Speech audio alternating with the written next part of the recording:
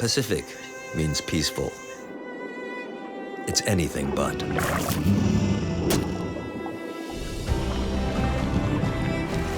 The Pacific Ocean is a dangerous world, where death reaches for the sky,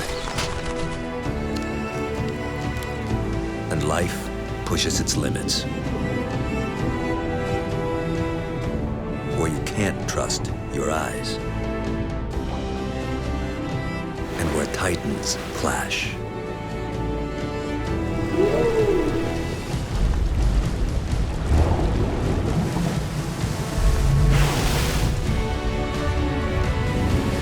$166 million square kilometers. 1/3 of our planet. The biggest ocean on Earth is a place of violence.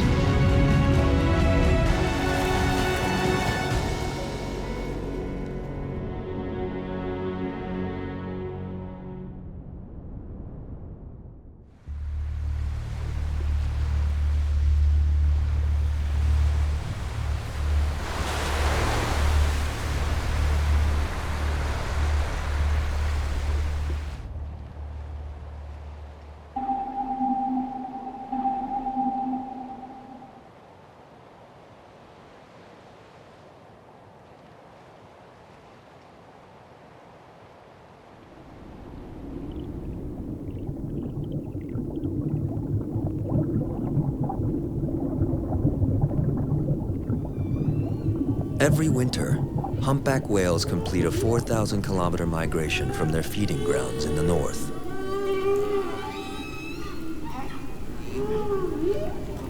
In a vital break from their usually solitary lives, they gather to mate.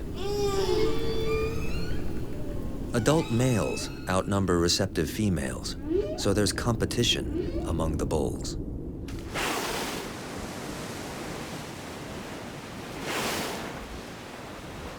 They all want the privilege of being her escort and swimming alongside her. Because when she's ready to mate, the male alongside probably has the best chances. But to hold that spot, he'll have to fend off assaults from the largest interlopers on Earth, beginning a violent event known as the heat run.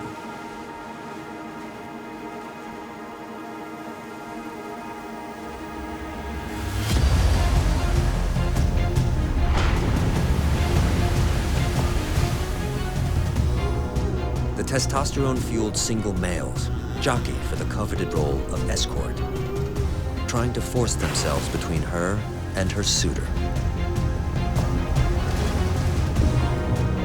He releases a bubble stream, a warning to rivals, don't cross the line. As the competition builds, the males become 40-ton wrecking balls in the Pacific's most gargantuan brawl.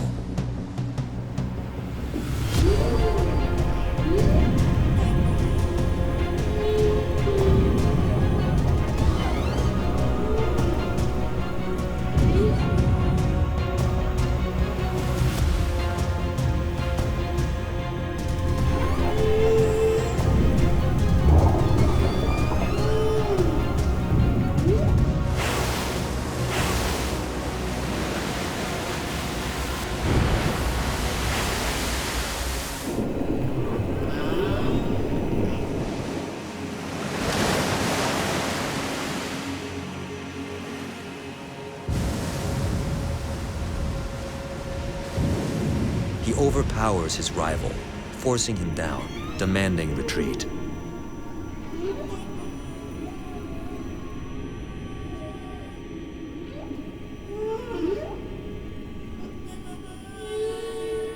He can return to his partner's side.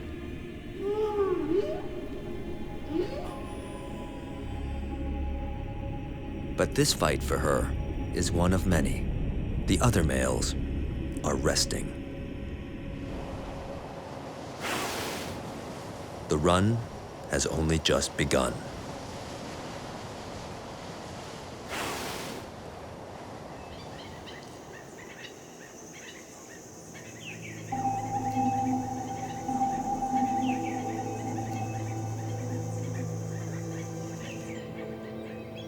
Throughout the Pacific, males clash over breeding rights.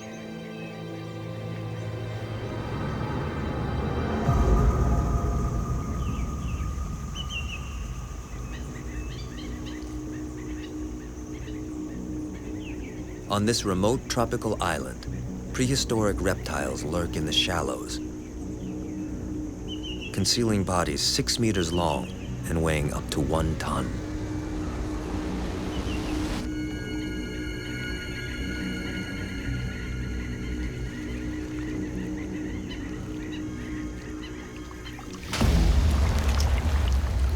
Saltwater crocodiles are territorial.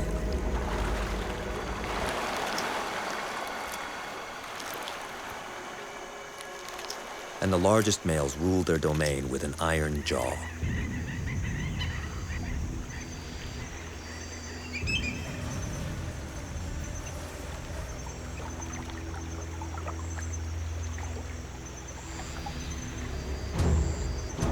For a subordinate male, the only way to take the throne is to take on the king.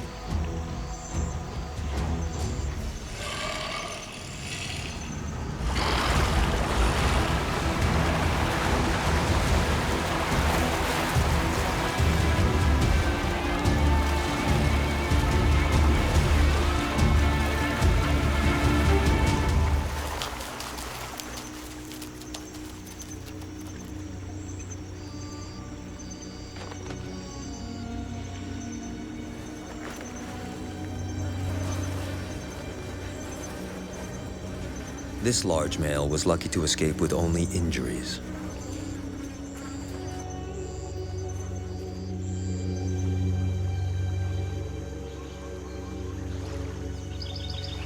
Pity the juveniles. Dominant males are known to have them for lunch. Less than 1% of salties may reach adulthood. If this young male has a future, it won't be here.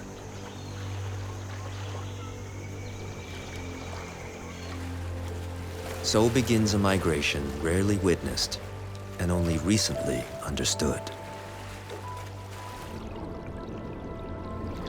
His voyage might cover more than 16 kilometers a day and last for weeks.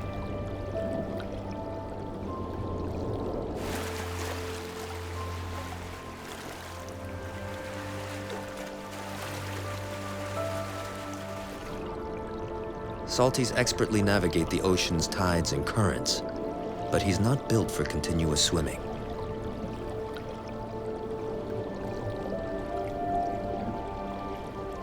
When the current works against him, he gives in and rests.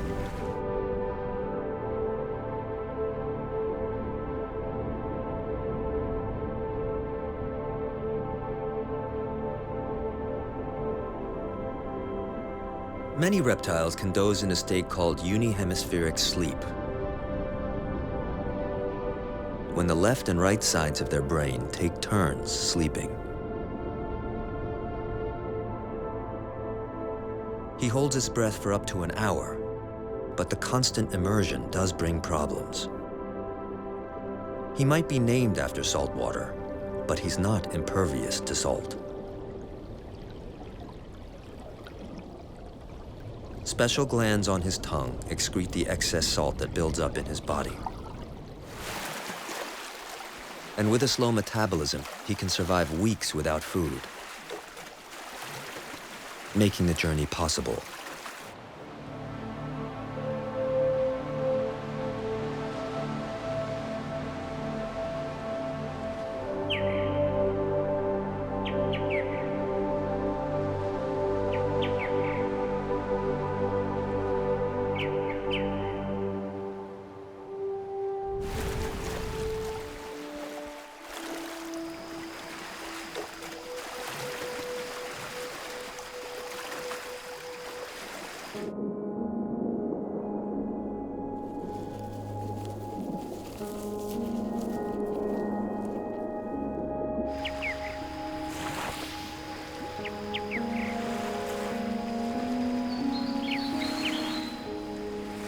He needs a refuge from violence, and this new home may one day become his own domain.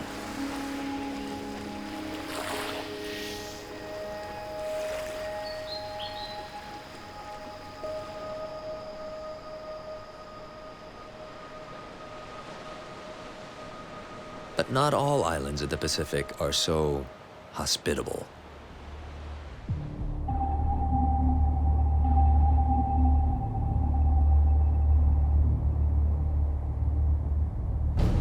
Bikini Atoll sits like an idyllic circle of sand in the blue waters of the Pacific. But below Bikini, the remains of violence.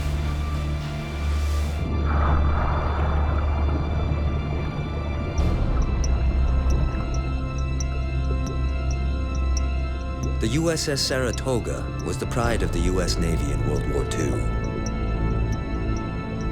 In her prime, she suffered 2 torpedo hits, 4 bomb blasts, and 6 kamikaze attacks. Now she rests on the bottom of Bikini's lagoon. One grave among many. But it wasn't the war that sunk them. They were guinea pigs in the most violent experiments ever conducted. Bikini Atoll is a speck in the middle of nowhere.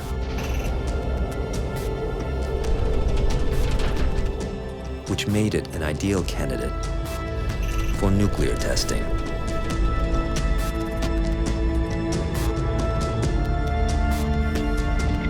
After World War II, 23 nuclear weapons were detonated here. 4, 3, 2, 1.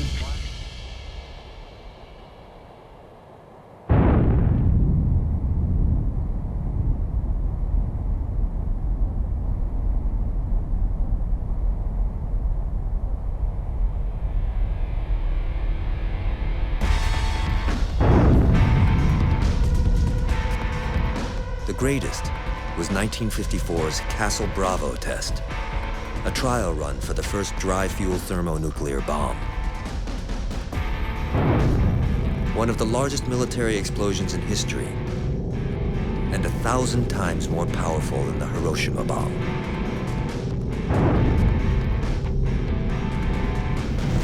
A fireball almost 5 kilometers wide annihilated every living thing in the air, on land, and in the sea for kilometers around.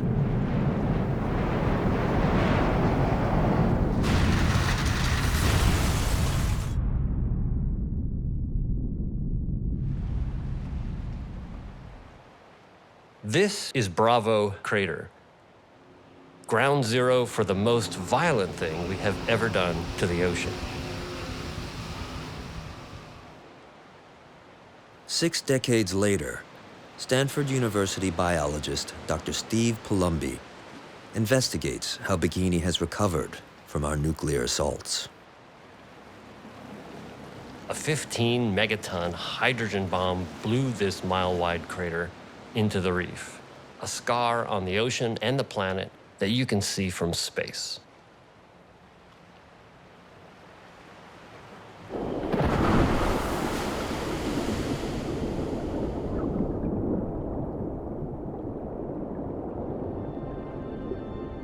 Even after 60 years of erosion from tides and storms, the crater walls remain.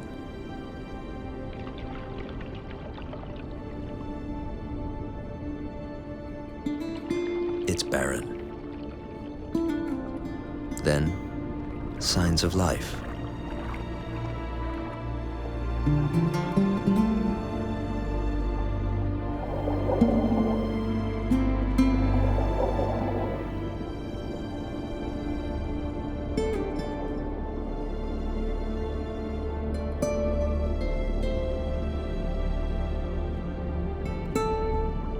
There's corals growing, there's big corals growing. Lots of fish swirling around. The most important question really is it all better? It's a timeless question in the Pacific. Perhaps the most violent place on Earth.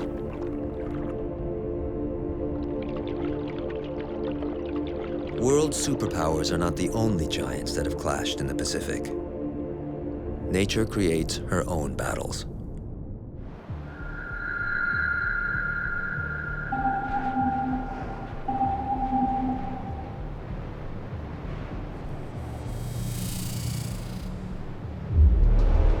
In China's Boha Sea floats a fragment of land called Shedao. Once attached to the peninsula nearby, it now stands alone.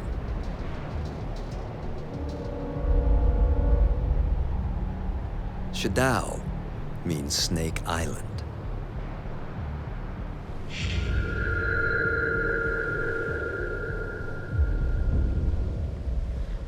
Deadly pit vipers. 20,000 of them.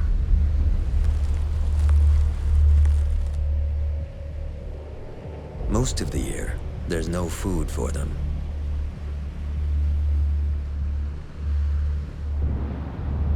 All summer they starve and sleep.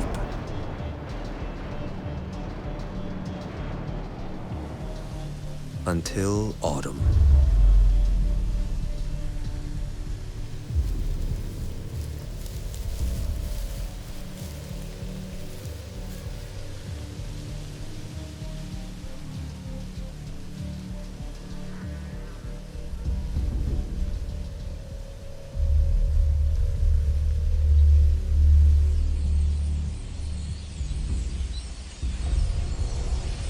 For millions of songbirds migrating south from Siberia, the island is a rest stop.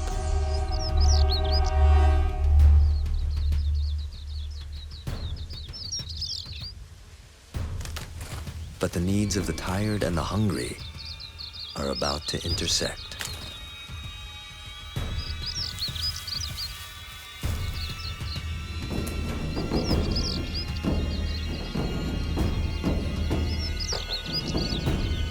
At dawn, the vipers seek out the best perches.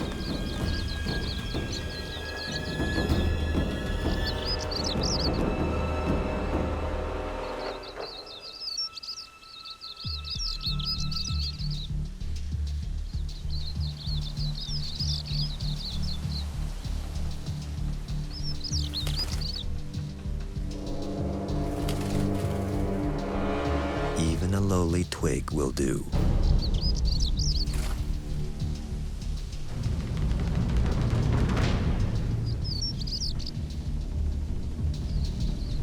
$20,000 booby traps waiting for songbirds.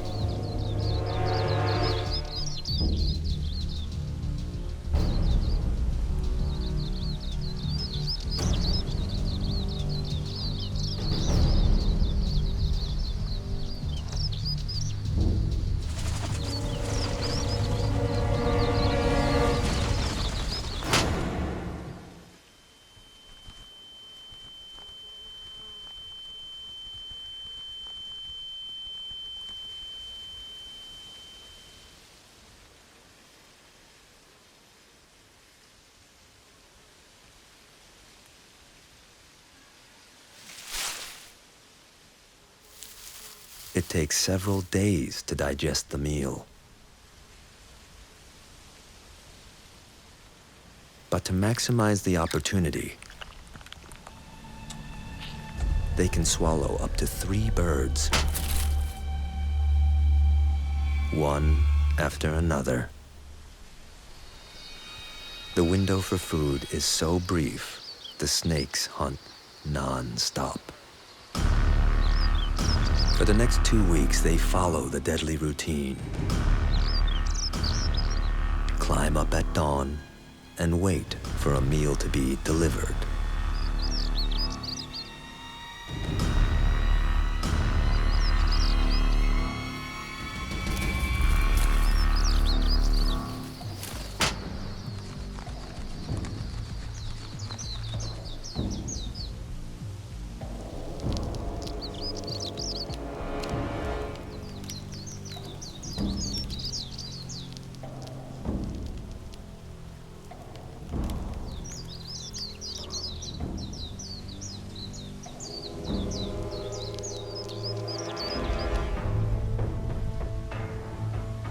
By the time the migration resumes, the islanders are stuffed to bursting. All through the winter months, they'll rest. Until spring, when the migrators return on their journey back north.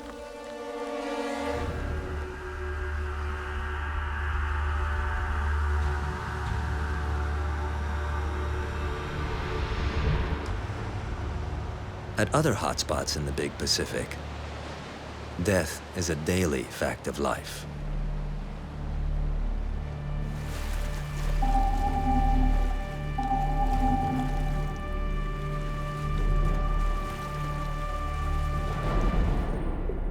In Indonesia's Lembeh Strait, a strong, constant current keeps reefs from forming. But life still thrives. It not only thrives, it teems.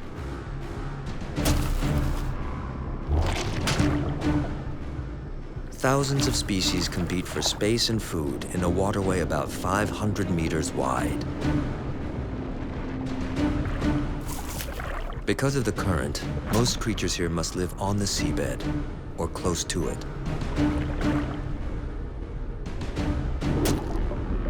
It's like cramming all the residents of a high-rise on the ground floor. But almost every neighbor wants to eat you.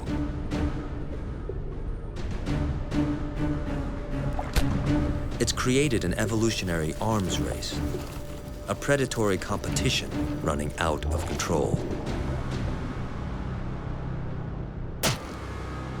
Animals here have evolved their own gimmicks for hunting or hiding. One hunter hides in plain sight. The frogfish's stubby fins have evolved into feet, but that's just a toe in the water compared to its real talent.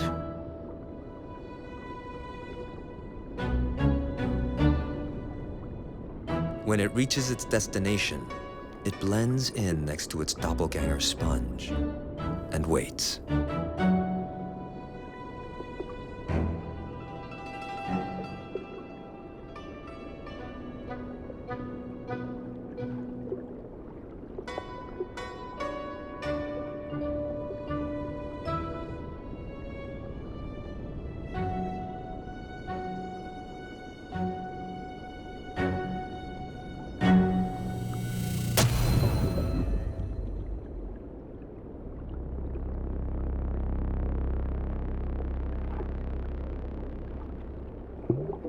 More than a dozen species of frogfish live in the Lembeh Strait, including the hairy frogfish.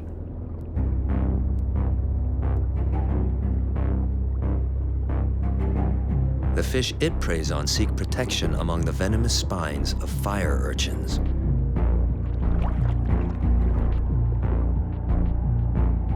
So the hairy frogfish turns dark and spiny, becoming just another urchin himself.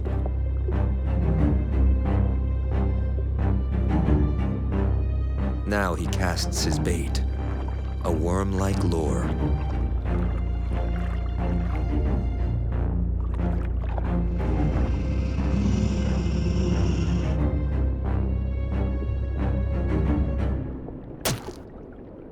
A deadly offering.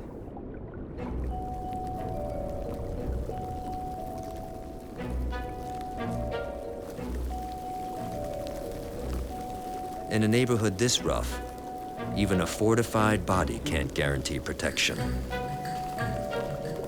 Crabs here are on every menu. To stay alive, the carrier crab resorts to kidnapping.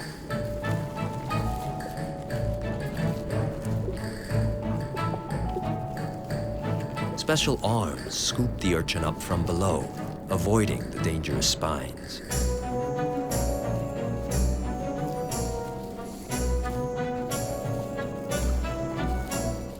He hauls his grudging hostage everywhere, and predators leave him alone.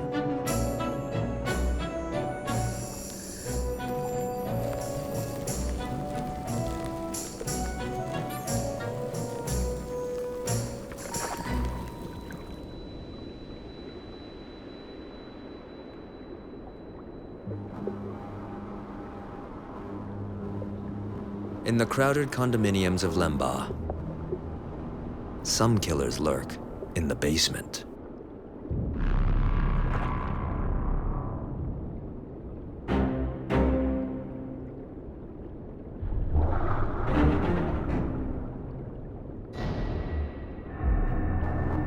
This hideous mask belongs to the venomous stargazer.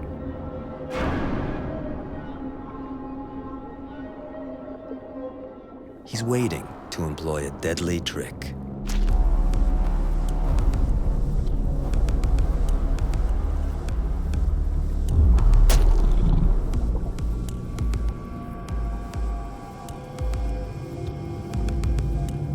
Another basement dweller, the bobbit worm, a relative of the simple earthworm. Buried in the sand, a body 3 meters long. All that protrudes is a set of jaws, surrounded by sensory tentacles.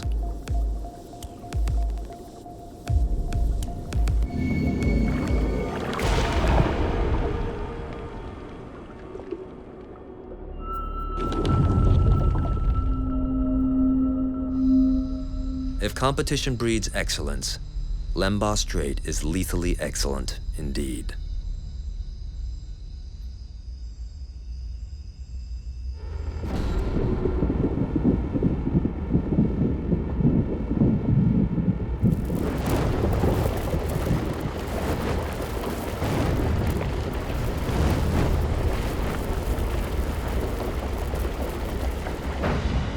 The Pacific is encircled by the Ring of Fire, a 40,000-kilometer arc of violence, containing 3/4 of the world's active volcanoes,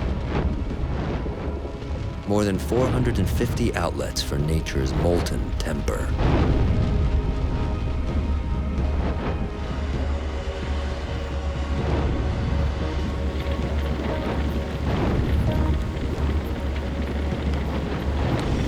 All this seismic fury is caused by the ceaseless grinding of the Earth's largest tectonic plate, the Pacific Plate.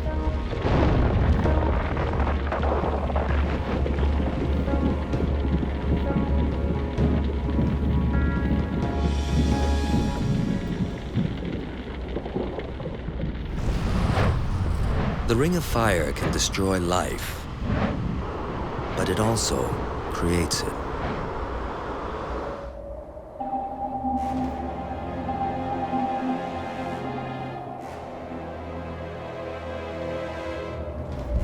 "48 kilometers off New Zealand, White Island rumbles from constant indigestion.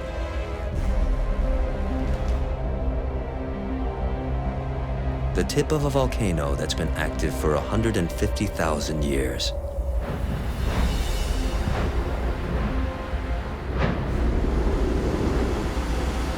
Cracks in the crater walls, known as fumaroles, blow hot gas like a jet engine, leaving behind toxic sulfur deposits.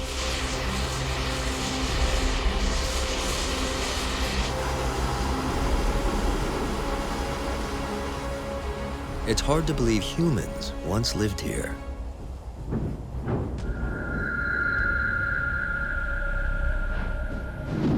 In 1913, a quarry opened on White Island to extract sulfur for fertilizer.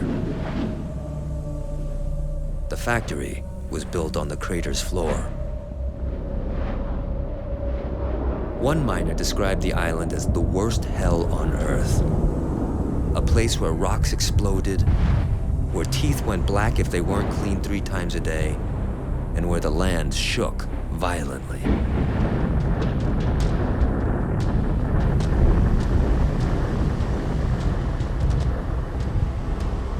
A year after the enterprise began, disaster struck.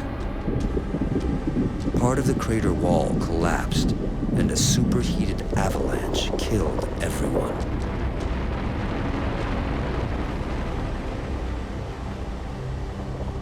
Traces of the lofty attempt at mining still remain. But but no humans have lived here since.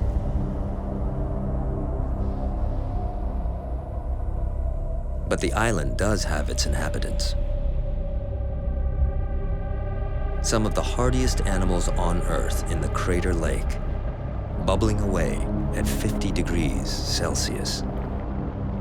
It's at least 10 times more acidic than pure vinegar. Yet its green tinge comes from extremophiles, primitive microbes that can survive in conditions hostile to normal life. The microbes here can neutralize the acid and carry out their life cycles in temperatures that would kill most living things. But for these microbes, conditions like these are not new. Nearly 4 billion years ago, when Earth was as inhospitable as White Island, the first life to evolve looked very much like these extremophiles.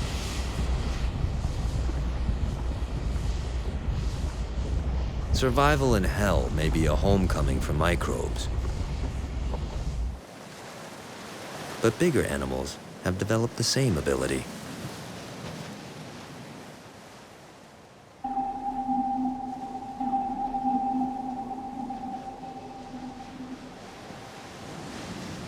Turtle Mountain Island sits where two tectonic plates collide.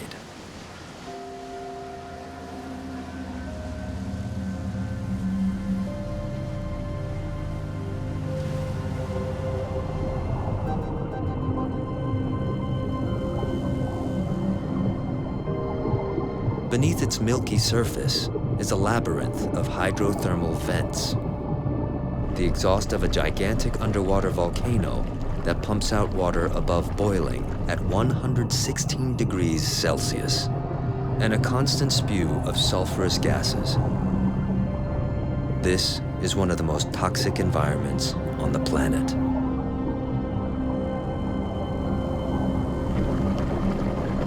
And yet, life persists.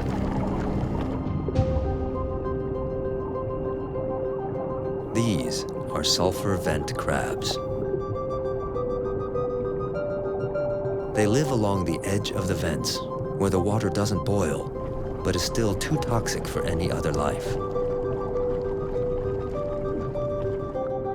They've evolved a unique ability to break down and neutralize sulfuric acid.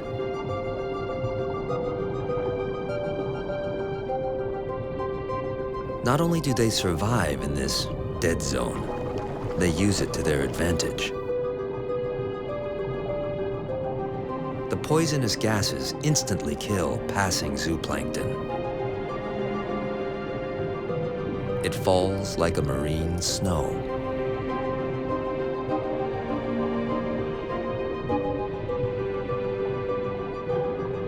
The flattened tips of their pincers are uniquely adapted to gather the morsels.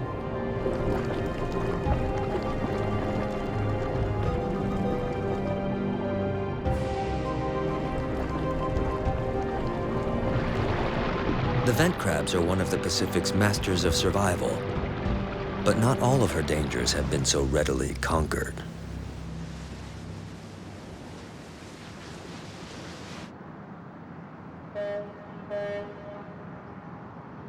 In China, even humans are learning to make the most of the violent Pacific.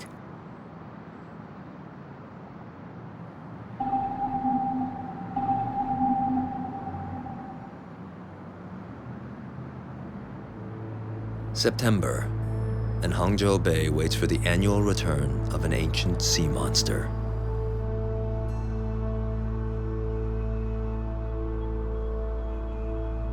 Temples were built to worship it, and pagodas were built to placate it.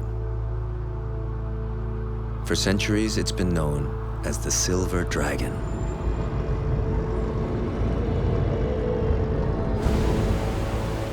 A predictable yet potentially destructive wall of water that grows into the world's largest tidal wave.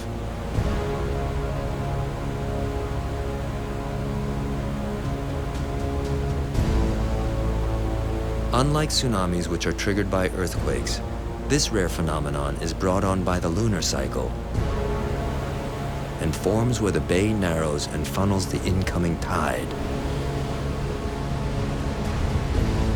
continuously amplifying its size and speed. Building to over 9 meters high and racing at 40 kilometers an hour, it forces its way up the mouth of the Chintang River.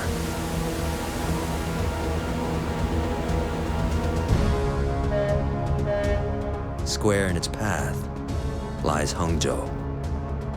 Population, more than 6 million. One of China's biggest cities. It's an immovable object, right in the way of an irresistible force.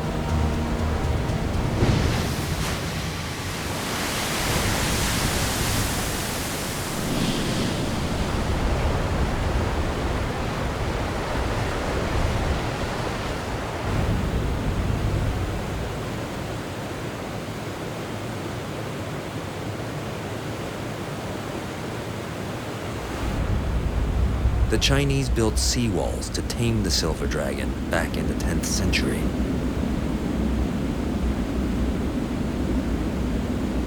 A Qing dynasty wall from 1720 protects the city today.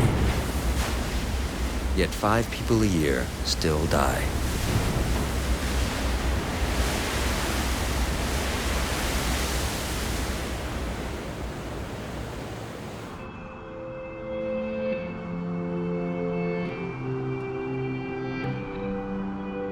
But a few brave souls now dare to ride the dragon.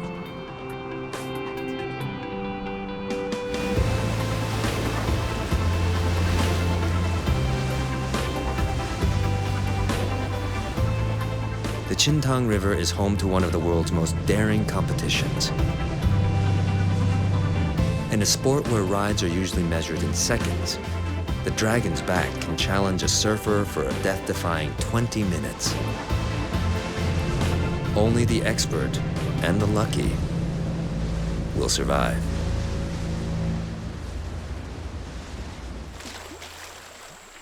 But of all the violence and danger in the Pacific, it's still the human-created violence that stacks up as the most confronting.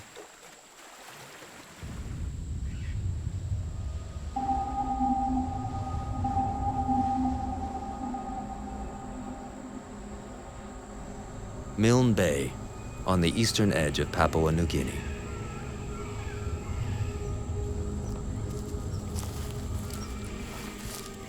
Villagers show the way to a haunting reliquary.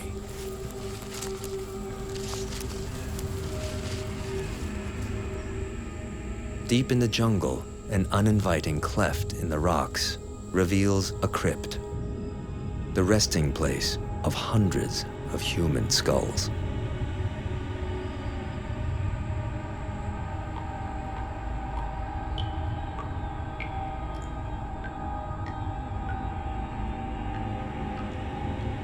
Some carefully arranged, others carelessly tossed on the pile.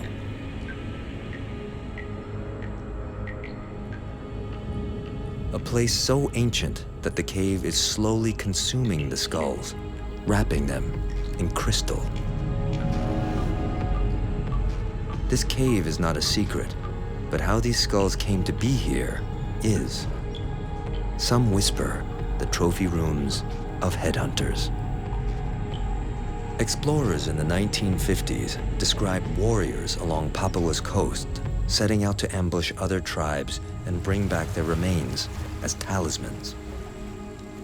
Some accounts described cannibalism. There are skulls with wounds that suggest violence. But others say the cave is where the local people once honored their ancestors. Perhaps a place for a reunion between the living and the dead.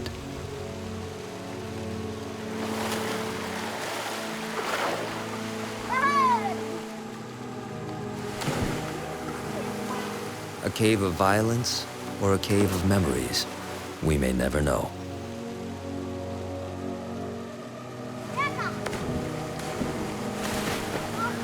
The Pacific is skilled at covering up the past, and with each passing year, the truth is buried with it.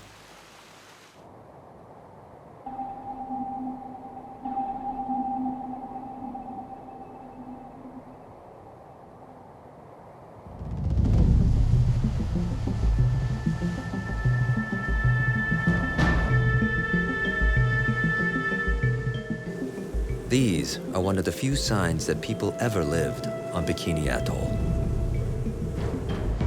Bunkers built to observe the nuclear blasts during the 40s and 50s.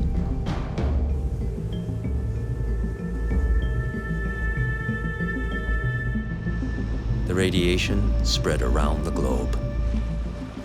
1/7 of the world's extra radiation came from here. It spread all over the planet, but it's still concentrated right here. After 23 nuclear tests during the Cold War, the soil on Bikini Atoll is a radioactive hot zone. The air is safe to breathe, the water is safe to swim in, but living here is impossible. Stanford University's Dr. Steve Palumbi is studying the island's recovery. People kept trying to move back here, but they couldn't. It's the radiation that the bombs left. It seeps into everything. All of Bikini's plants are laden with cesium-137, a radioactive isotope that causes cancer. Eating anything from the island could be deadly. The coconuts have one of the highest levels of radioactivity. But one resident gorges on the tainted food. The coconut crab.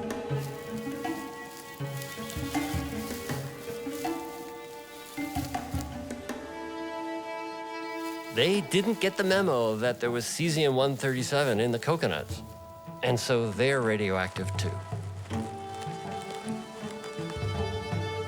The DNA of this animal probably has a record of the cesium-137 decaying and ripping through the genetics.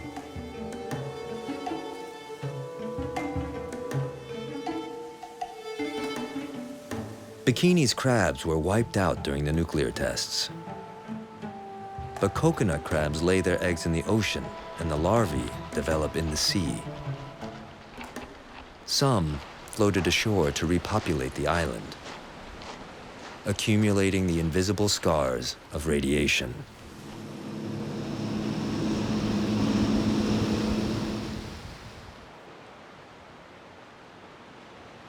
More samples. As a marine biologist, Palumbi has come to collect coral samples, long-lived animals that may bear mutations.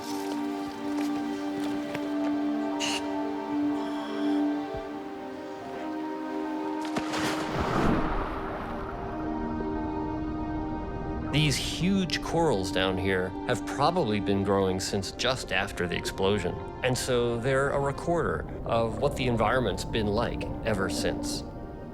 The corals absorbed radiation into their tissues and skeleton. DNA analysis of samples will reveal any genetic mutations. We're going to look at these animals who have been living here the whole time. We're going to look at their mutations. And we're going to look to see what it was like for them to be living here ever since those bombs went off. For comparison, Palumbi and his team have collected a control group of unradiated corals from American Samoa, over 3,800 kilometers away.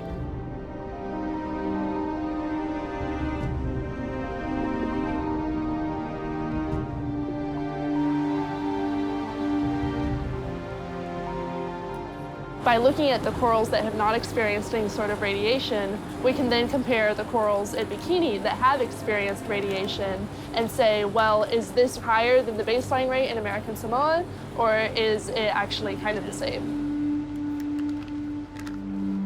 Researcher Elora Lopez is looking for genetic changes, the telltale sign of radioactive damage. My biggest interest is really in how wild populations, such as corals or all sorts of other things, are affected by human actions. Much of Bikini Atoll's marine life has returned, and many of its reefs are thriving. Invertebrates,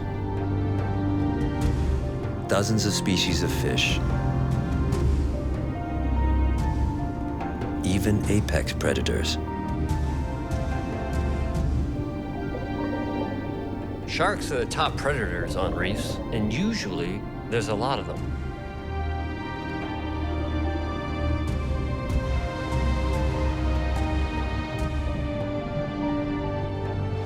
A sign of a healthy ecosystem.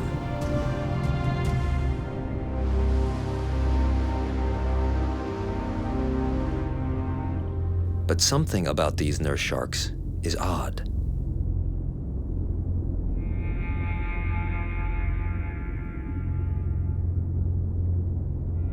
A normal one has 2 dorsal fins, the larger one in front.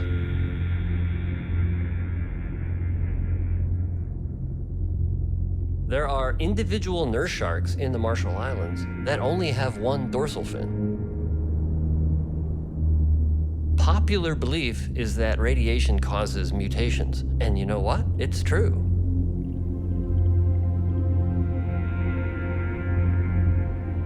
So if you think about it, do we have mutant sharks on Bikini Atoll missing a fin? Is that what we've got? And the answer is possibly. I've never seen anything like it before. And that means we have a scientific mystery to unravel.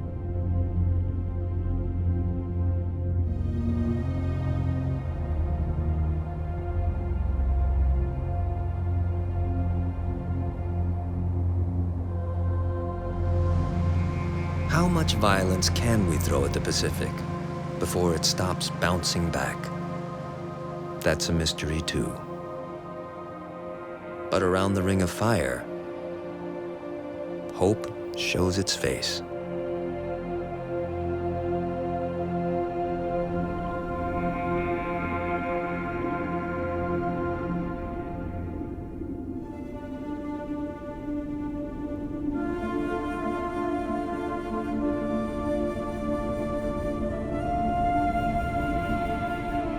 A Mitsubishi Zero, a Japanese war machine.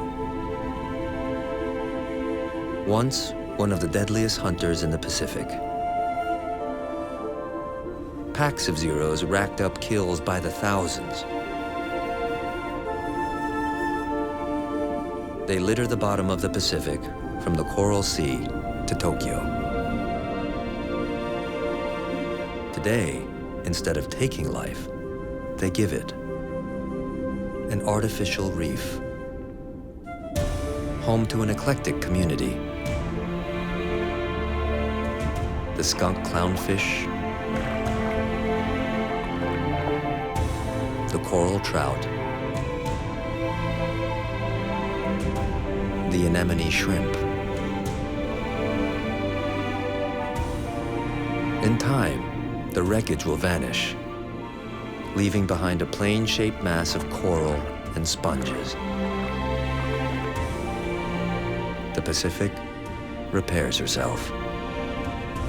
And on the remains of violence, life reaches out.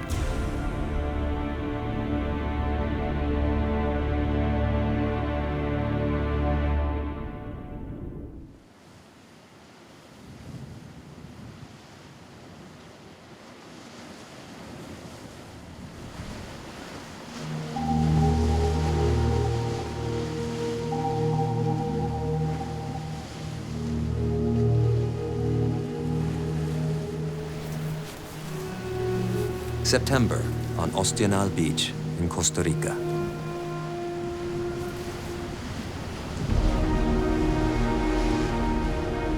And one of the grandest moments in nature's calendar begins. The Arribada, a turtle nesting tide.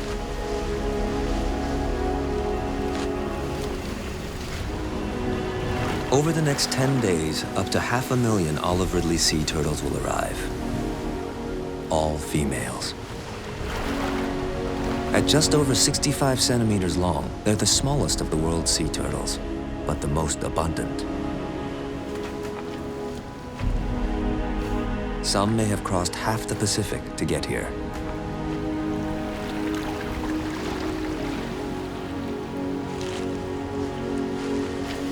It's a homecoming. Like all the others, this young female hatched on this beach.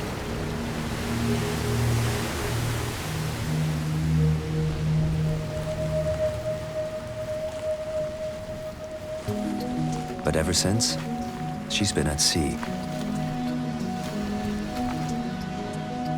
In 12 years, this is the first time she's left the water.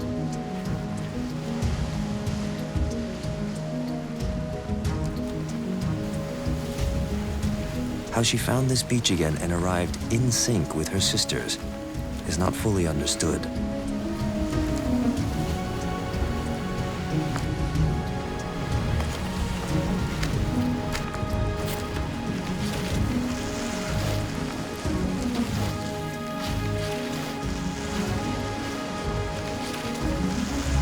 The journey of thousands of kilometers ends a few meters away in the dry sand above the high tide.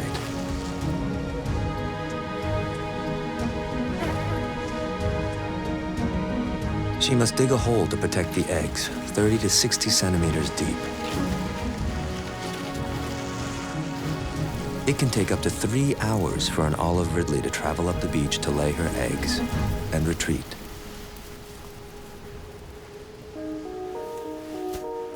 She will have made it just offshore a single time and stored the male sperm within her for use throughout the nesting season. Enough for her to join 3 arrobatas this year and lay 3 clutches of eggs.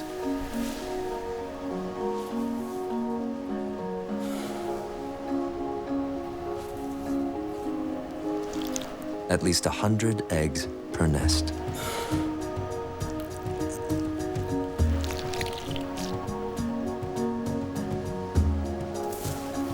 But not all will survive.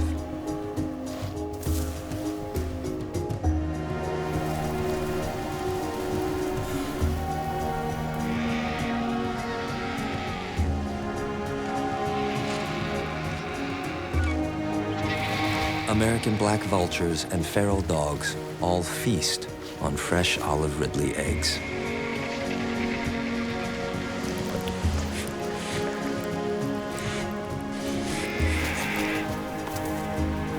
But nature factors in the losses. Across a breeding season, this single beach will harbor up to 1 million nests. Up to 100 million eggs in all. Overwhelming the threats to survival with sheer weight of numbers. It's called predator swamping. Between the simultaneous nesting, the abundance of nests, and the glut of eggs, enough young will survive to carry on the species.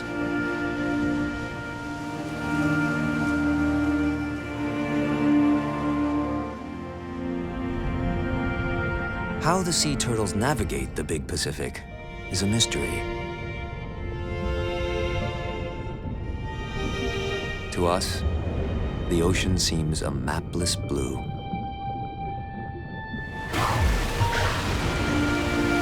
But to its inhabitants, it's full of highways and signposts.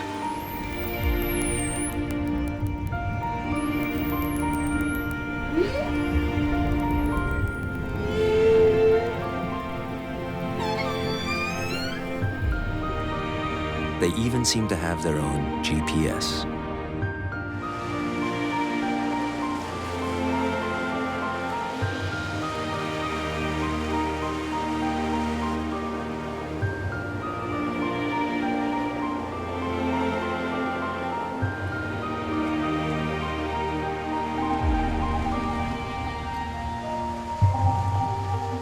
Malpelo Island, Colombia. A former volcano erupting over 3,600 meters from the deep.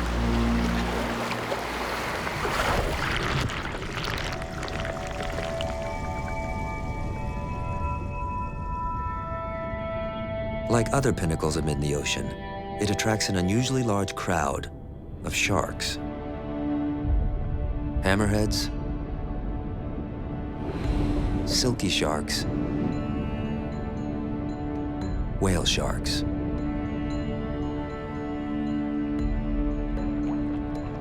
Some of them drawn from thousands of kilometers away. They congregate for days, weeks, even months. But why? Some scientists suspect that the island serves as a base camp. Each night, they leave to hunt in deeper water,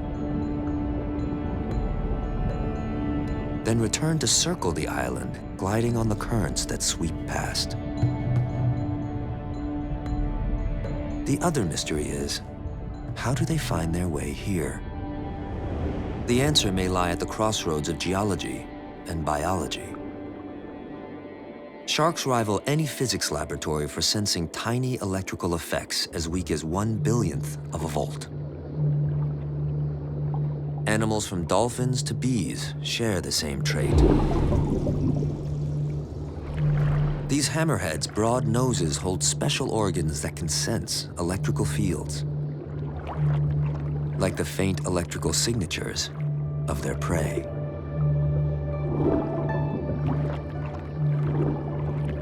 Stingrays and other fish hidden beneath the sand. With every twitch of a muscle, with every beat of its heart, the prey emits an electrical charge the sharks can detect.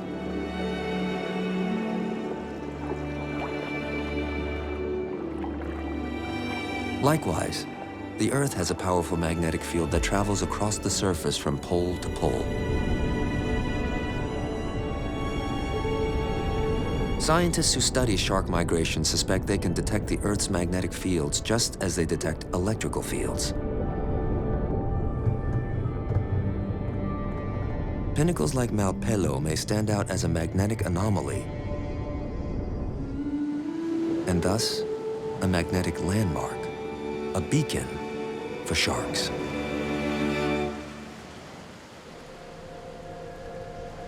Science is still plumbing the mystery. Nearly 20 meters beneath the Pacific, another enigma has been cracked.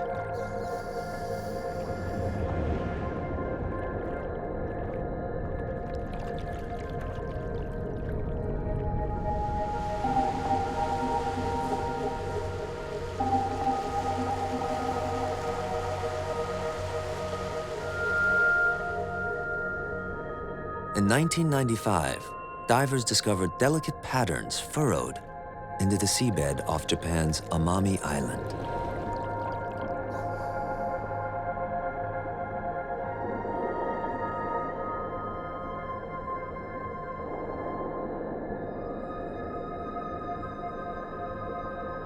They were short-lived. The current would sweep them away, and they'd reappear elsewhere. Who or what did this? The cryptic designs baffled amateur explorers and seasoned scientists alike.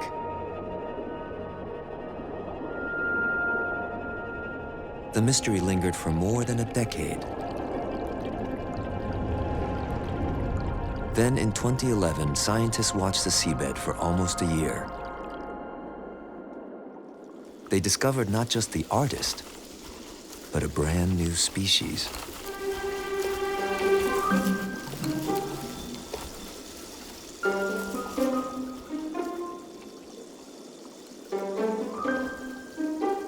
The white-spotted pufferfish.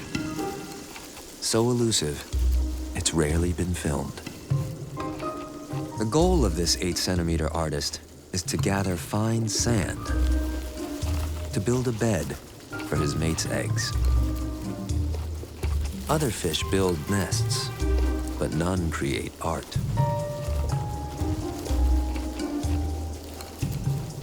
Gathering fine sand in a perpetual current is like collecting smoke in the wind. In an engineering triumph, these sand circles reduce the apparent current by almost 25%. The radial spokes channel the current to sweep the finest of sand into the center of the love nest.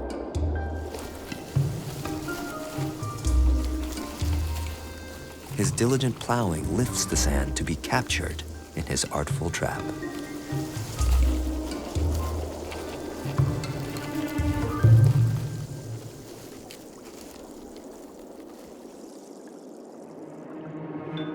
As the design emerges, it's more than 20 times his size.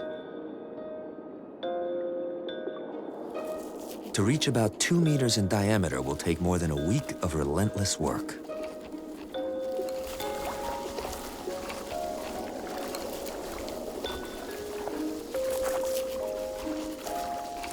He can't rest because the shifting tides threaten to blur the fine details and blow debris onto his canvas.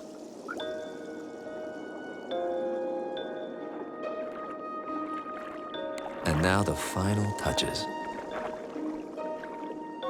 The pufferfish version of flowers and chocolate, sand dollars, and seashells.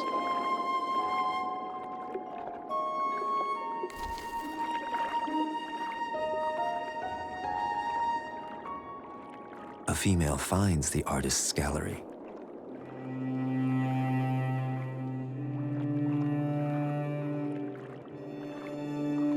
She shows approval by hovering in the center.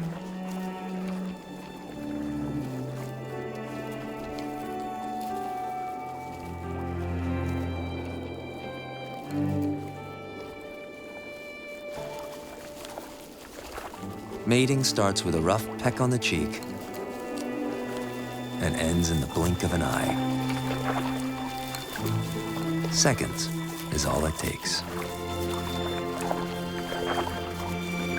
She deposits her eggs and she's gone,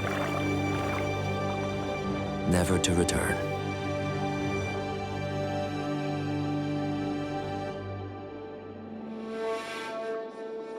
The artist remains with his creation and his offspring. The eggs must be protected at all costs.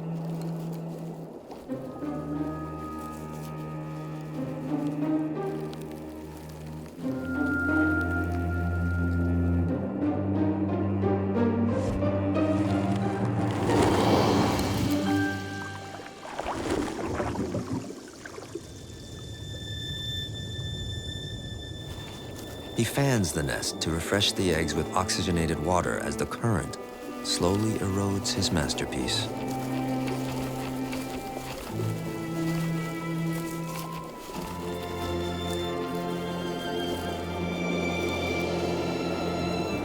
When the eggs hatch, he'll begin a new cycle of art and life.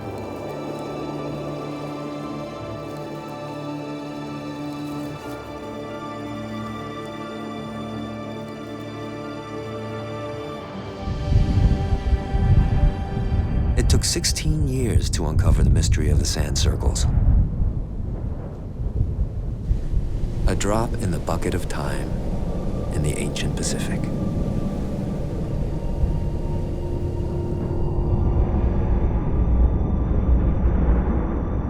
At least 5 mass extinctions have each wiped out 75 to 95% of life on Earth. Each time, life clawed its way back.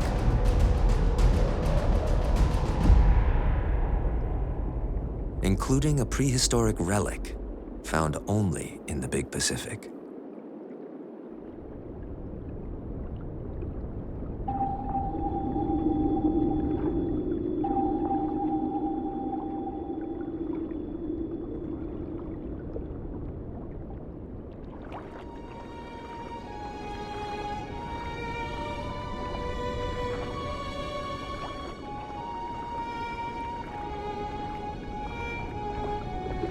The chambered nautilus. Up to 10,000 species of nautilus once lived.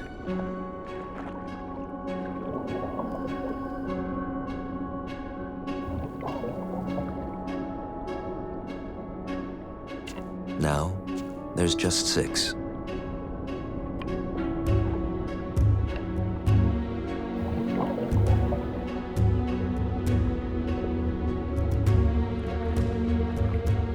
last survivors of a group of animals that thrived in this ocean 500 million years ago. Nautiluses are cephalopods.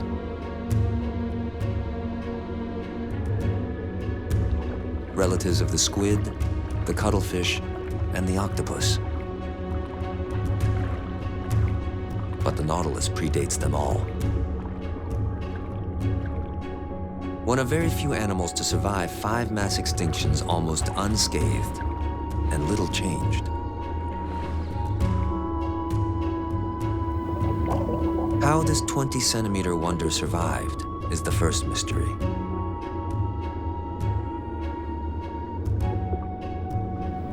How it moves is the second, because the chambered nautilus is one of the few shelled animals that can swim. The answer lurks in its shell. Hollow chambers, up to 30 in an adult. It can control its buoyancy the way a submarine does, by filling and ridding the chambers of air extracted from seawater.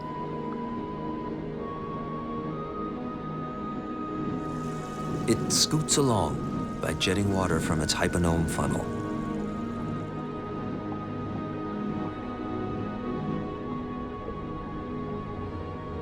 Scavenging or hunting whatever it can find. Tracking the currents.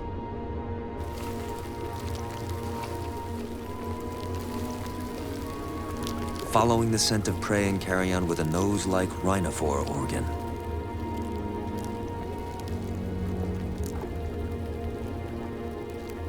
By night, it hunts on coral reefs.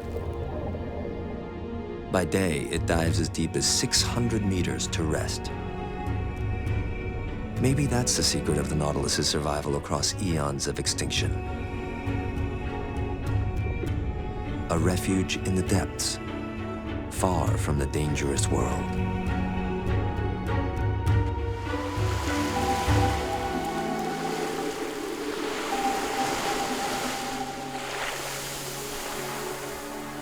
Some of the ocean's oldest and strangest animals are struggling to survive today.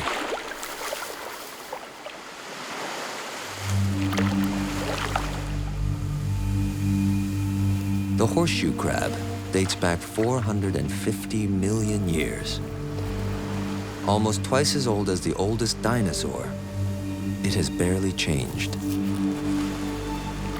With its hard carapace, it could be mistaken for a crustacean.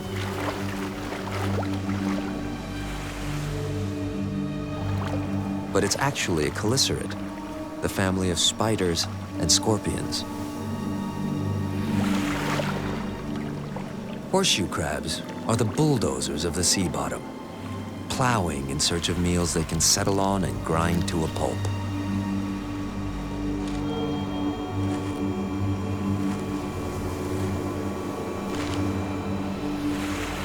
Small fish, bivalves, algae, it's all good. But like the Nautilus, they leave a few mysteries in their wake.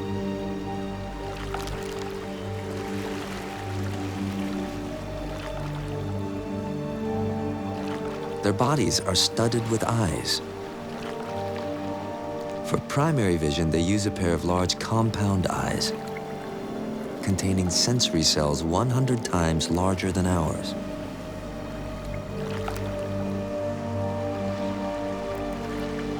Up to 6 more eyes on top of their shell can sense visible and ultraviolet light. 2 more eyes under their shell. 10 eyes in all. Plus, dozens of light-sensitive photoreceptors on the top and sides of their tails. Why does a bottom feeder need so much visual information?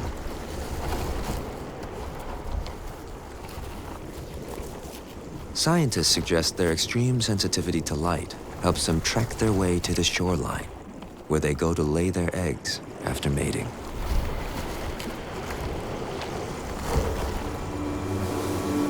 Hordes of horseshoe crabs used to swarm this Chinese beach, But those days are over.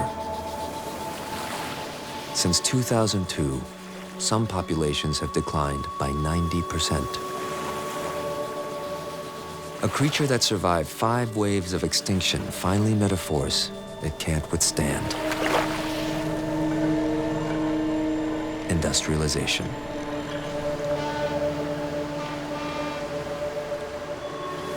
Pollution, overfishing, and destruction of mating habitats. The mystery now is whether a radical experiment can save it.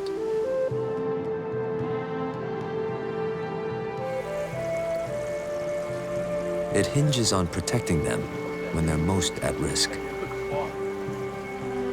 Horseshoe crabs grow so slowly they take about 12 years to mature. As they grow, they repeatedly shed their shells. Each time, they're helpless against predators. For the first 5 years when they are small, they are particularly vulnerable. In the lab, crabs don't burn energy looking for food. The conditions are ideal, so the growth rate is sped up. In 1 year, these juveniles can achieve 5 years of growth. A shortcut to safety.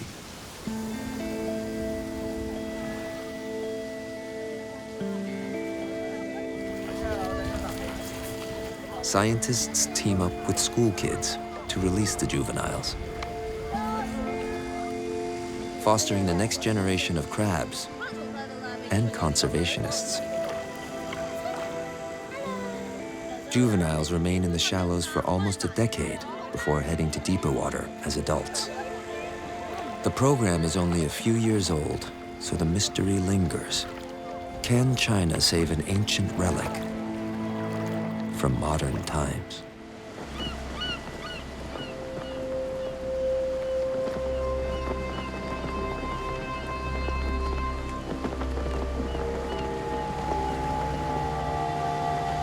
These same waters are home to another unusual yet troubled creature.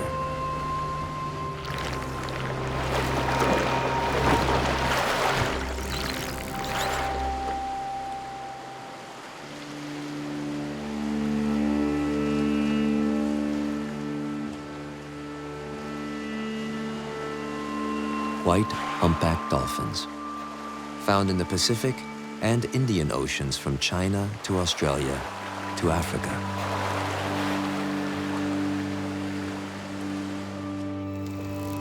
They're not albinos like some white whales. They're born dark gray.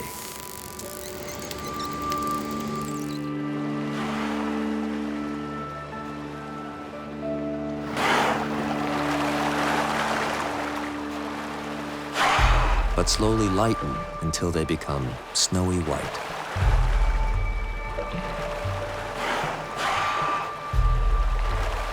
At times, some even appear pink. But scientists believe that's a heat response the way humans flush when hot.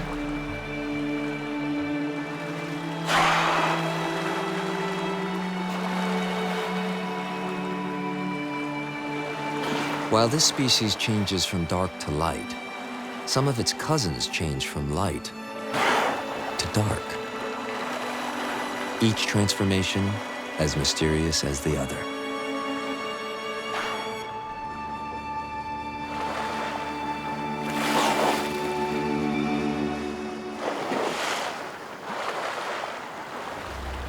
To Chinese fishermen, the white dolphins once meant bad luck. Teeming in the thousands, they vied for their catch. Now the population has plunged to 2,500 and falling. China has given the dolphins their highest level of protection, but it may not be enough. Today, tourists take cruises hoping to spy a white dolphin. But their chances of success are dwindling. The dolphins are now so rare that glimpsing a white head above the waves has become a good omen, even for fishermen. Where there's dolphin, there's fish.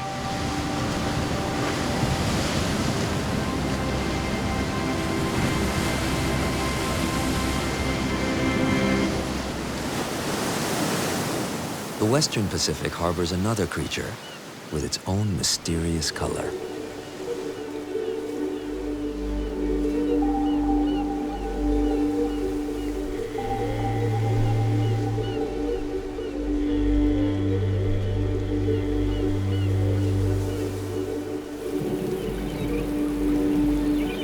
Beneath the spring full moon, fishermen await a vast migration in the channels beyond Toyama Bay. A special event they have relied upon for generations, making it an honored part of their cultural traditions.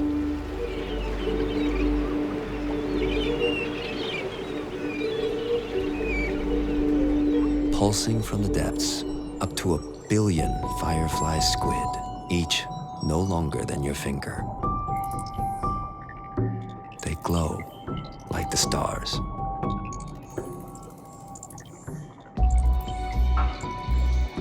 The firefly squid boasts a type of luminescence like no other on the planet.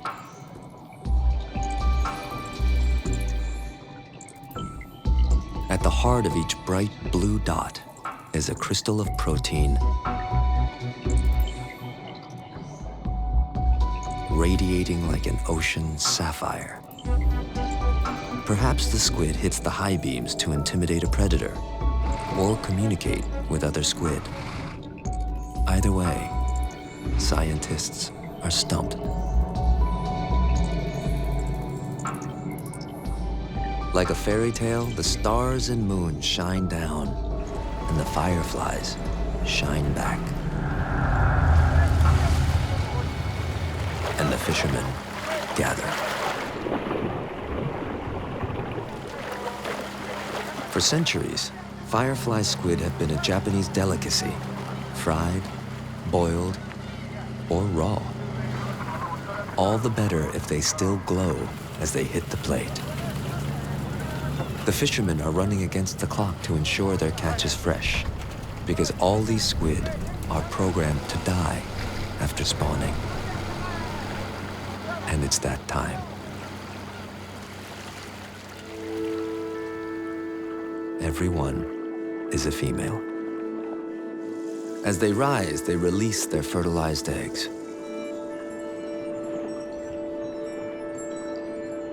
Beaded necklaces, 1 meter long.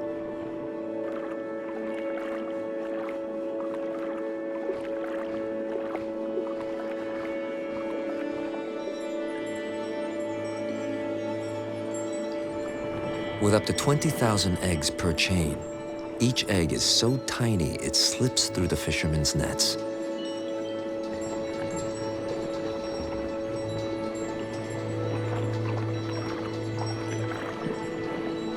In 8 or 9 days, they'll hatch in the big Pacific.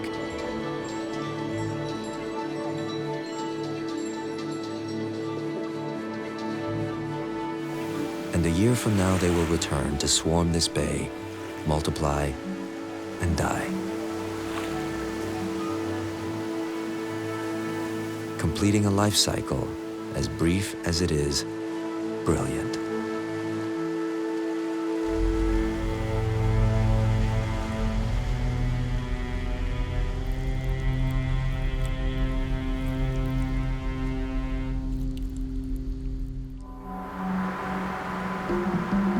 Far to the south lies another dazzling mystery. But this one is man-made.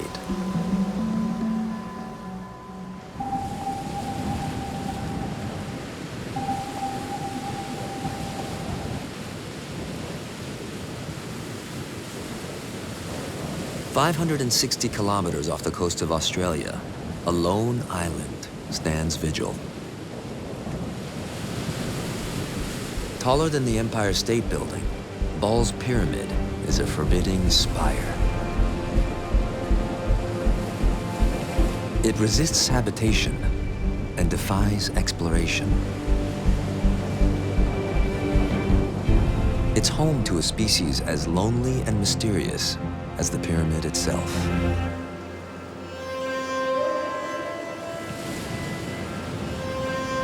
But this strange tale begins 20 kilometers away on another island.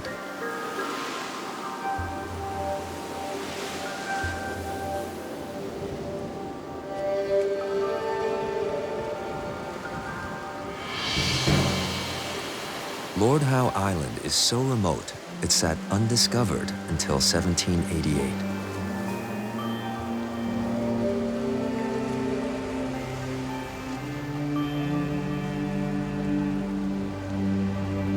It's a garden paradise that erupted from the ocean 7 million years ago.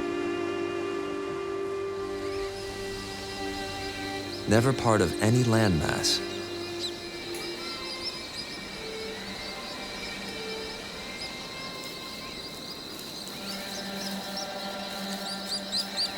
inhabited by a unique population of birds, lizards, and insects. Each transported to the island by wind, waves, or wing.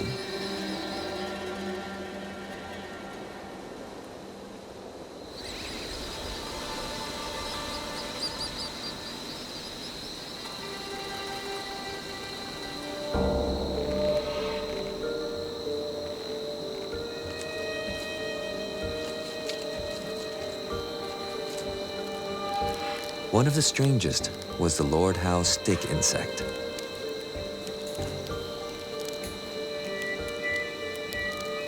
The tree lobster, as early sailors called it.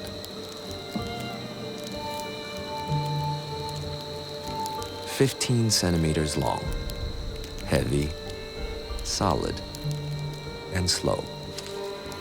Dining unfettered on the lush vegetation until a shipwreck in 1918 released rats.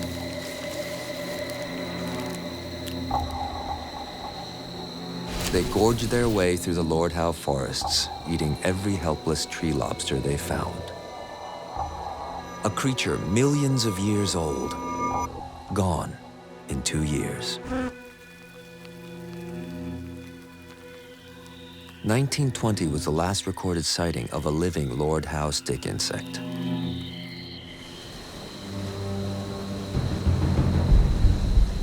But they survived, in rumor, hints that their story wasn't over.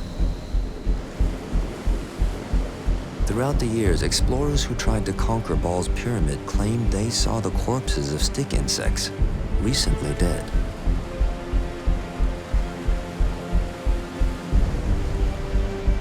Could the pyramid harbor a population of castaways? Almost 80 years after it was lost, the living insect was rediscovered by rock climbers in 2001. Clinging to a cliff 65 meters above the Pacific.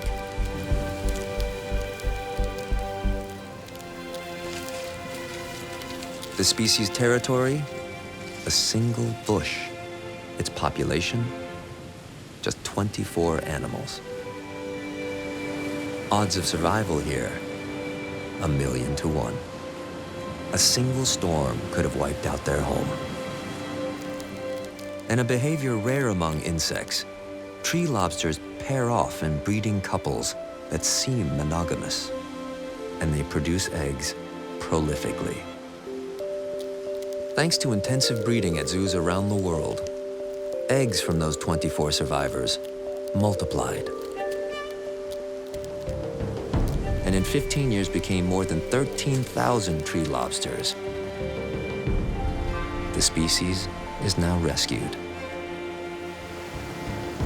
A Lazarus species back from the dead. But how did it get to these islands at all? It traveled 20 watery kilometers to Ball's Pyramid from Lord Howe. But the larger mystery is, how did the stick insects get to Lord Howe Island in the first place?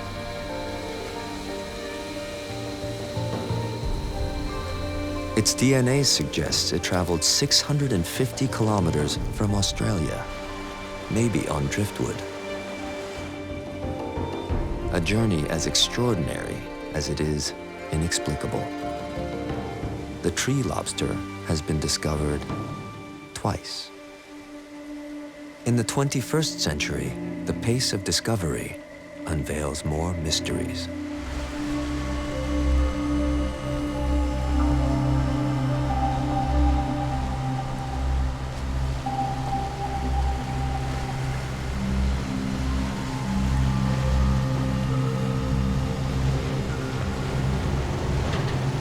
A world leader in deep ocean exploration prepares for a journey to find the oldest living creatures on Earth. Phil Newton is the marine version of a Wright brother.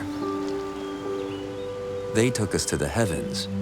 He takes us into the abyss.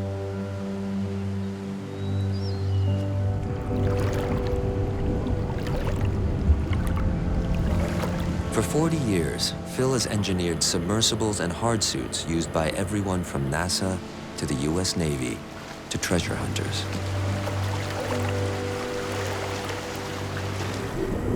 He and his machines have made some of the world's deepest dives, revealing things we've never seen before.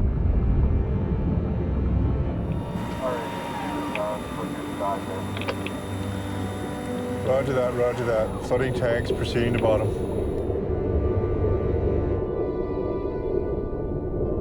The Aquarius submersible can carry 3 people to a depth of over 300 meters.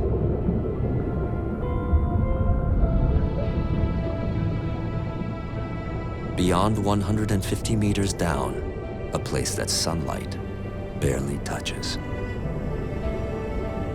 It was once thought that almost nothing could live here. But we were wrong.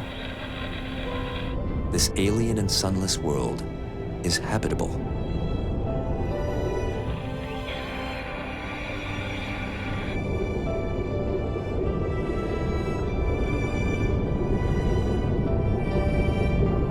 Our destination is another 30 meters deeper.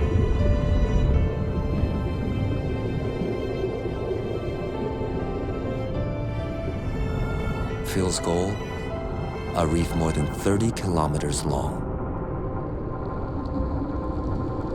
Home to a rare spectacle, one of the first creatures to ever inhabit the Earth.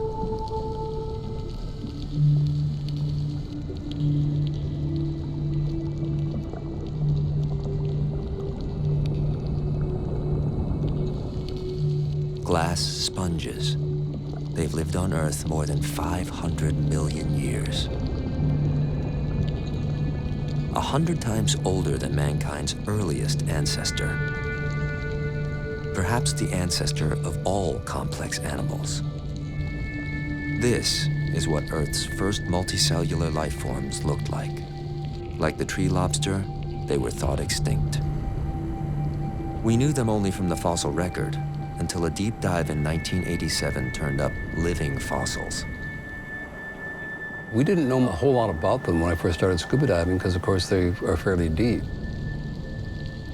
You see them in clumps in various places around here, but to get down onto a sponge reef, absolutely incredible. Explorers like Phil have found rare remnant populations of glass sponges in all our oceans. They're filter feeders, siphoning silica from seawaters to produce their namesake glass skeletons.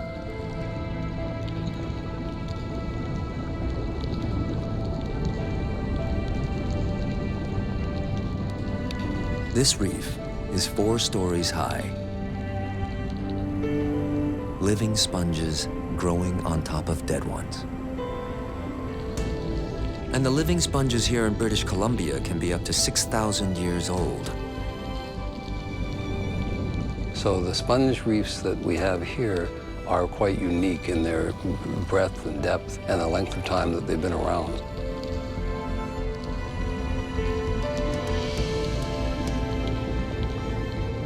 Scientists have found glass sponges in the South China Sea that are 11,000 years old.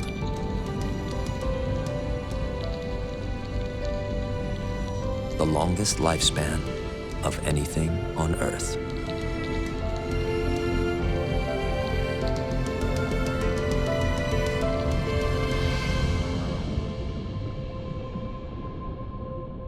The Pacific is so vast, unfathomable mysteries turn up even in its shallows.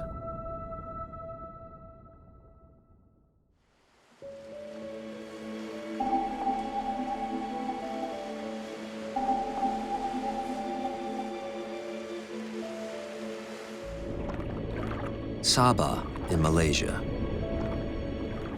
Some of the world's richest rainforests run to the waterline, where a new natural wonder begins. A coral reef system of immeasurable richness.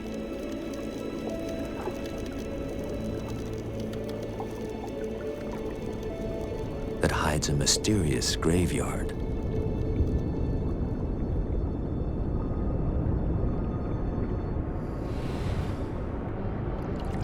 Through a dark cleft into a maze of drowned caves. A perilous journey for even experienced divers.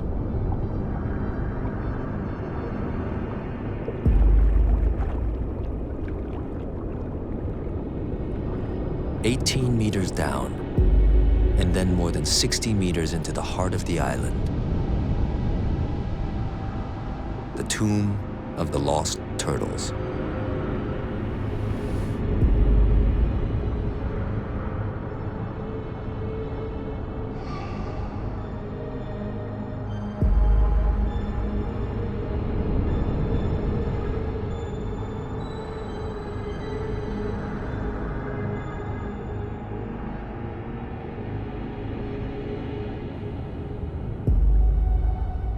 One turtle might wander in and never wander out, but dozens? After visiting in 1998, undersea explorer Jacques Cousteau likened it to a graveyard for African elephants. A place where they go to die. But Africa's elephant graveyards are a myth, and sea turtles don't gather to die.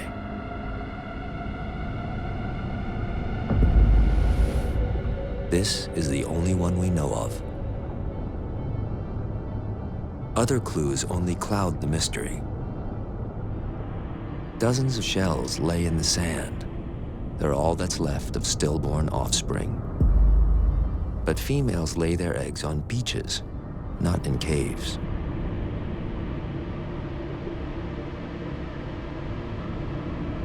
The water is pitch black, so we might get lost in here. But turtles? They can hold their breath up to 7 hours, and they're one of the best navigators in the sea.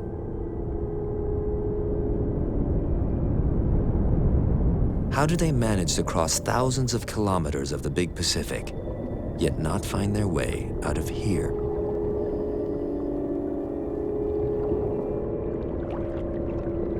The crypt remains ever cryptic.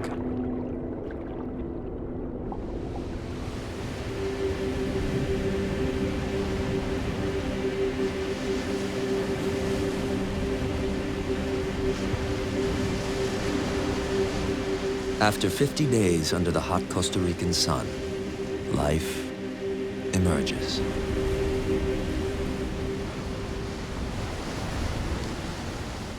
Sea turtles take their first breaths and exercise their flippers for the first time. To survive, they must get to the sea.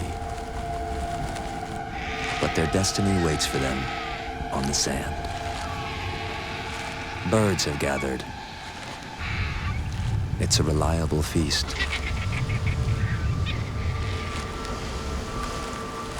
The hatchlings crawl from the sand into the most dangerous moment in their entire lives.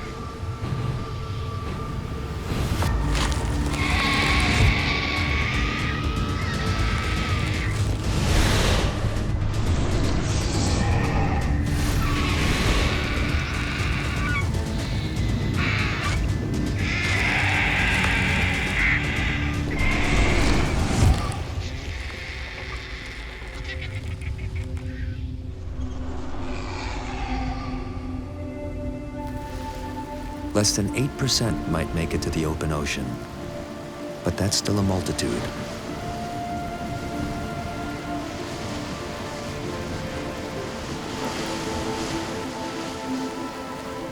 Now their mother's drive to nest in the tens of thousands pays off.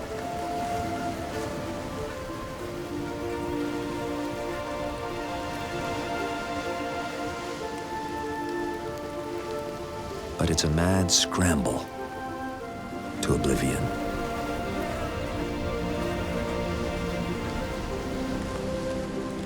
Because once these little turtles hit the sea, they vanish from us. Science is only beginning to understand their life's journey.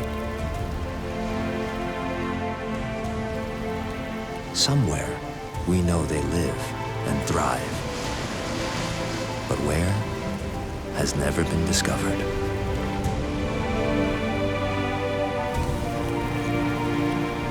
If this voyager survives, she'll return one day to this same beach.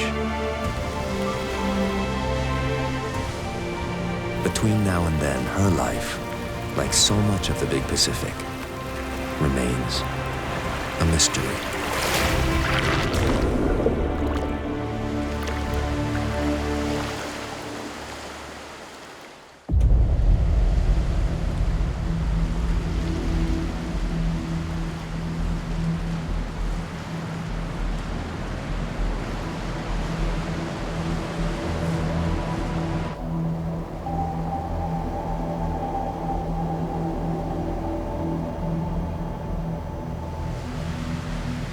Mexico's Guadalupe Island holds a mystery,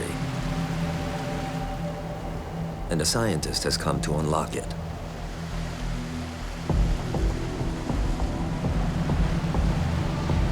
No one has ever seen great white sharks mate.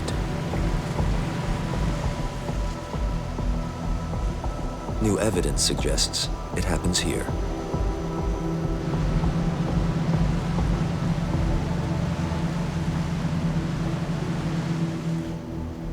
Rising abruptly from cold, deep water some 240 kilometers off Baja California, Guadalupe is known for attracting giants.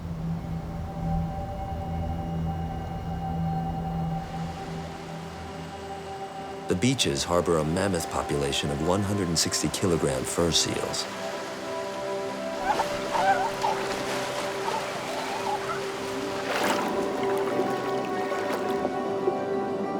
Plus half-ton sea lions. 2-ton elephant seals are the neighbors that dwarf them all.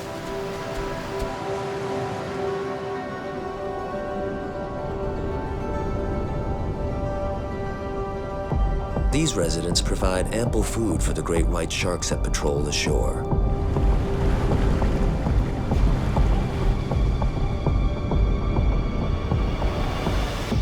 Each time they need to feed, they run a gauntlet of death.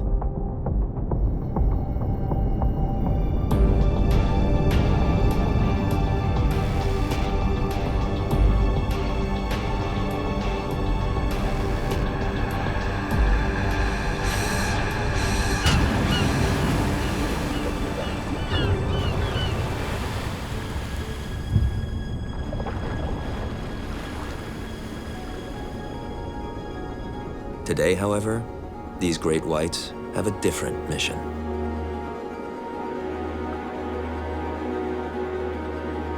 They're mostly males, waiting on mates.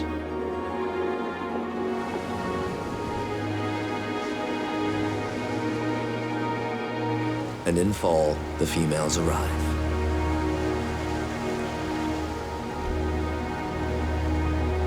This female may have traveled from as far off as Hawaii, crossing half the Pacific to get here.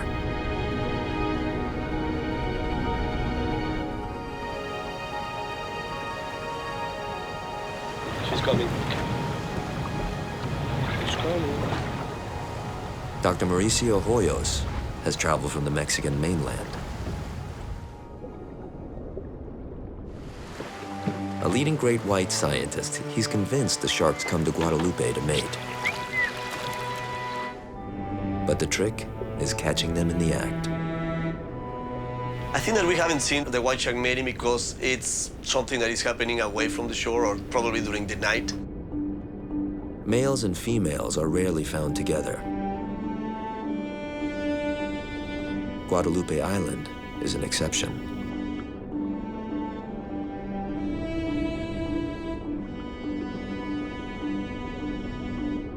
This is an unusual sight. An adult female surrounded by her suitors. An average adult male can be over 3.5 meters long. A female, almost 5 meters long. The genders can be hard to tell apart, but males have a telltale set of claspers, the shark version of a penis. Dr. Hoyos knows he's close to unraveling the secrets of great white mating, because for the first time, he has solid evidence. Found a few weeks ago something that is called the clasper flaring. It's when the males move their claspers back and forth. We think that it's because they are getting ready for mating. This photograph of a male great white with claspers extended is the closest Dr. Hoyos has come to witnessing shark mating at Guadalupe.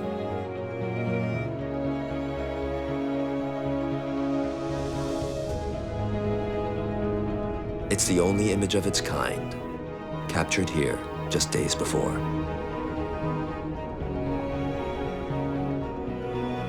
The female carries her own clues to mating. Gouges and lacerations, the likely signs of courtship.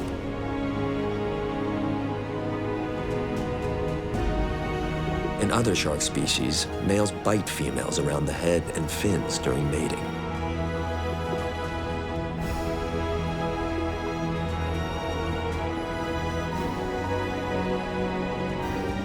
Pregnant females don't journey to Guadalupe. They skip a season,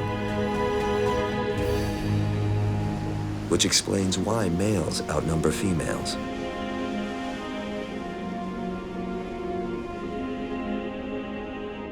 Part of the mystery to great white mating is already solved.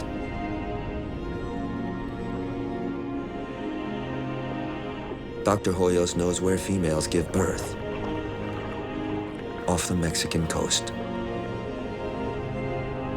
Tracking this female from Guadalupe to her birthing site may finally prove this is a mating hotspot.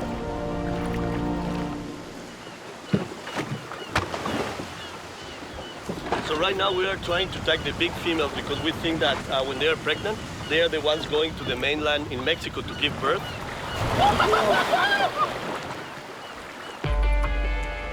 He'll plant a satellite tag near the dorsal fin. In that part, the layer of muscle is very thick, so you don't want to injure the shark. She's coming.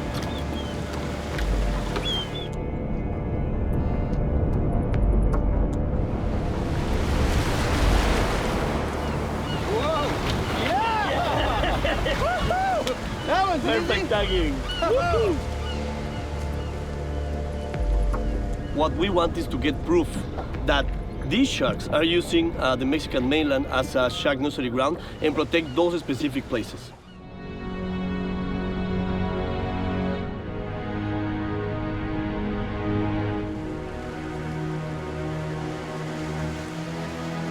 Okay, that's another female, I think. A key to understanding great whites is time. By following the big sharks day in and day out, Dr. Hoyos is learning their traits and their quirks. When you are here for 5 months, you get to know the real white sharks.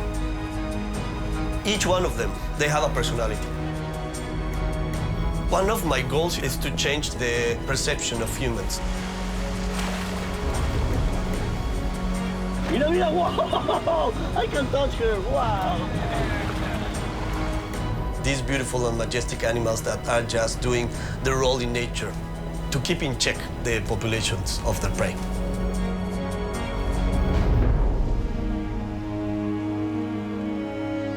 From courtship to parenting, life in the Big Pacific reproduces in ways from the bizarre to the familiar.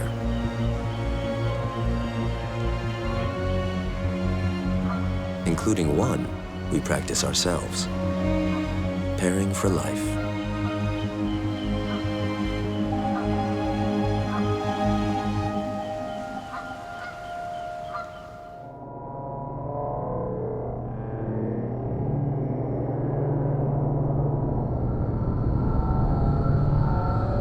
Half of a wolf eel pair takes a break from his familial duties to forage.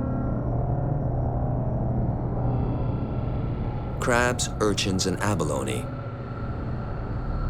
It's all on the menu.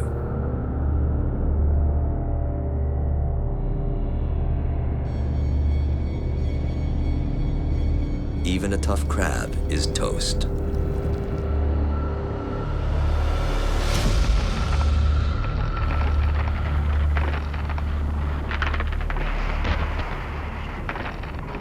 Wolf eel jaws are designed to crush the hardest prey.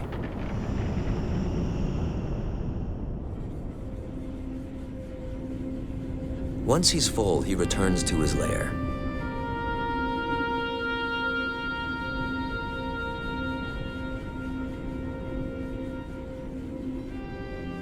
Waiting for him, his faithful partner. Wolf eels pair up to breed around age 4 and remain largely monogamous.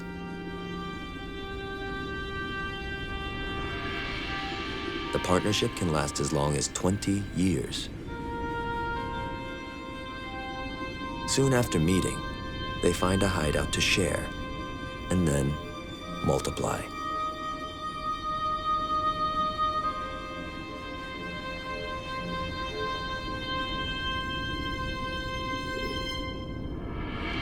A single mating produces a sphere of 10,000 eggs. Unanchored to the seabed, it's like a free-floating incubator. The parents gently turn it to bathe in well-oxygenated water.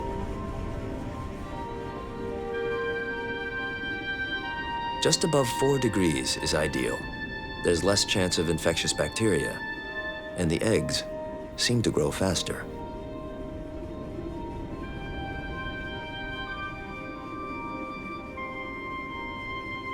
The brood will take 3 to 4 months to hatch. Till then, at least one parent will stand guard.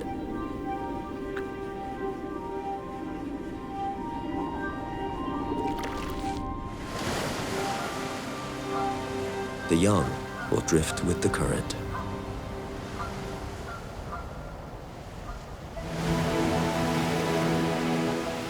There they'll wander, till it's their turn to find a partner and settle down.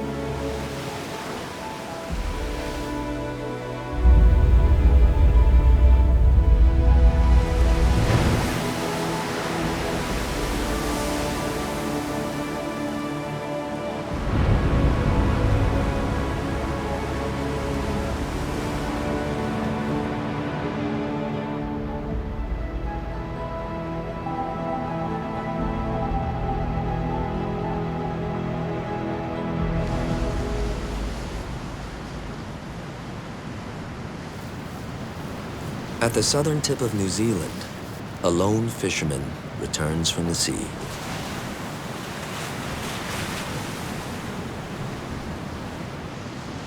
A yellow-eyed penguin, one of the world's rarest. As few as 1,700 breeding pairs may survive in the wild. He's just finished a hard day of hunting, diving up to 200 times for food.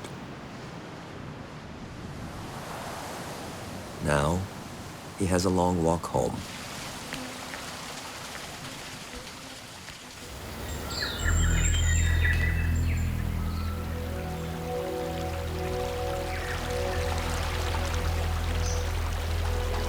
Yellow-eyed penguins prefer the green of forests.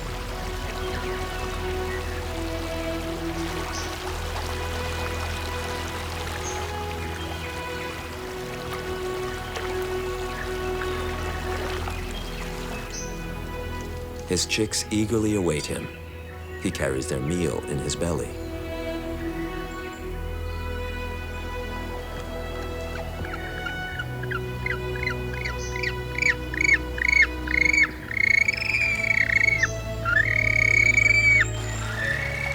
The native Maori dubbed this penguin the noise shouter, after its shrill call.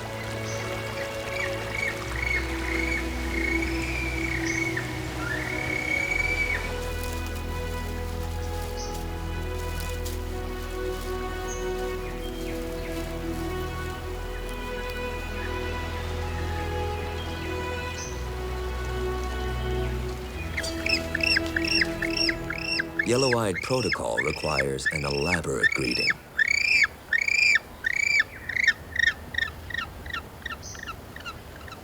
The duet of trills and calls reinforces their bond.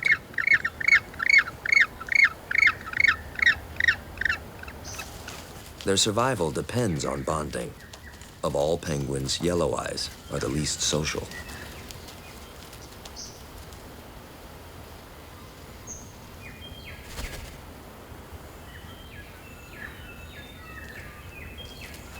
They build their nests in secretive nooks where even other yellow eyes won't find them.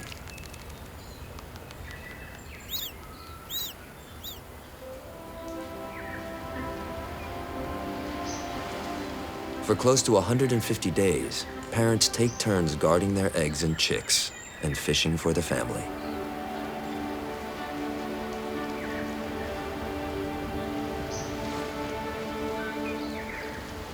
At 6 weeks, they'll be large enough that both parents can go fishing to feed them.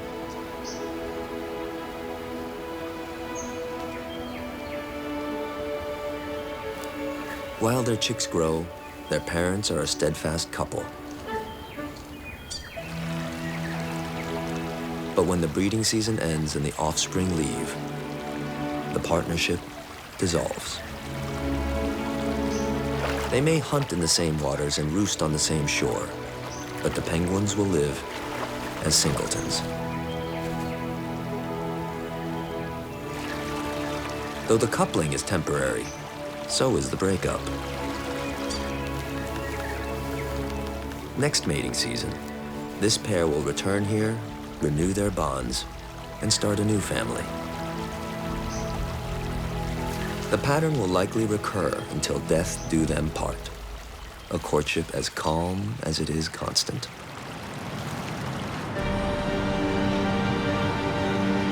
For some couples in the Big Pacific, the passion of mating turns violent.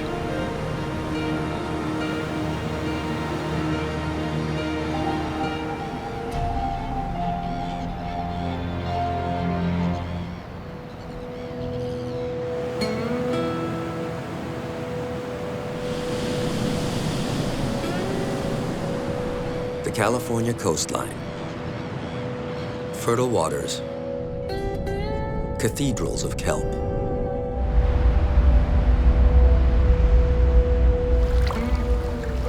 And tenacious sea otters that give new meaning to love bite.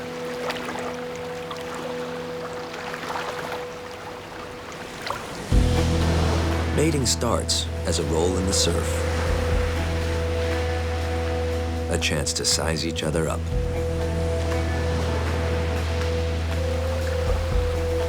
If they like what they see, the female will leave her group to join the male in his territory. They pair up for about 3 days and might mate several times. Courtship is a wrestling match with no holds barred. The male often bites the nose or nape of a female while grasping her tightly with his front paws. It can go on for as long as 30 minutes. Mating is so violent, females have drowned in the process. But there's a method to the mayhem. Scientists think nose biting may trigger the female to release an egg to be fertilized. It's called induced ovulation.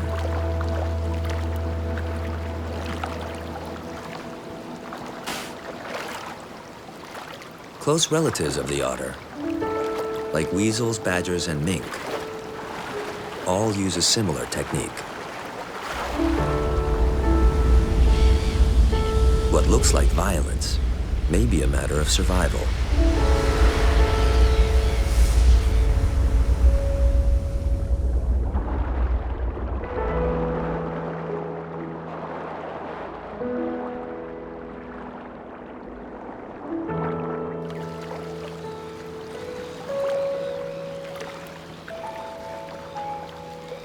The reward is one of the cutest babies in the Pacific.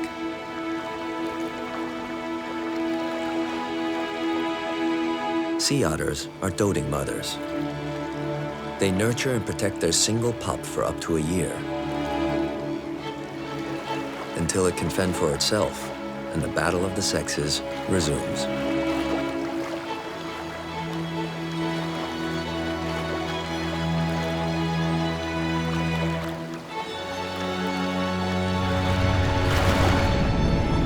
For some life in the Big Pacific, mating can be the kiss of death.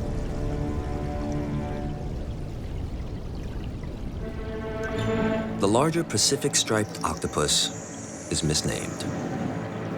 It maxes out at just 8 centimeters long. It's so newly discovered, it lacks a Latin name. But already it dazzles researchers with its approach to reproduction. This female lies in wait for a partner. In her world, posture and pigment speak volumes. It's how they communicate.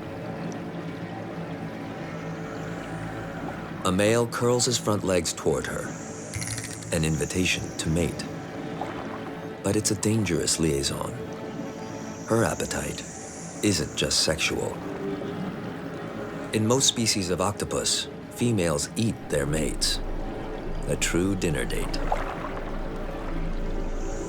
To insert his sperm into her body, a male usually mates at arm's length for his own good.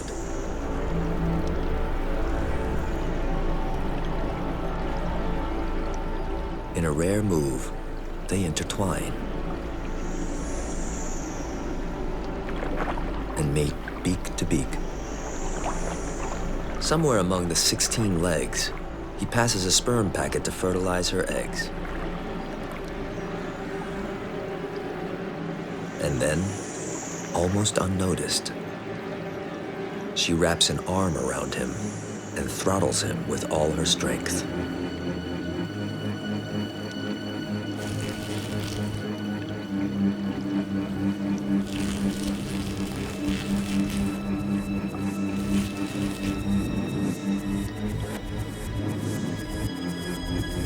Her grip is like a vice.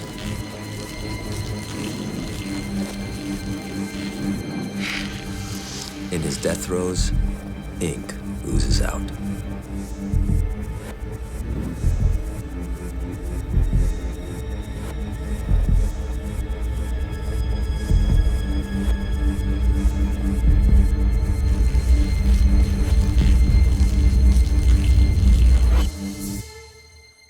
Freedom.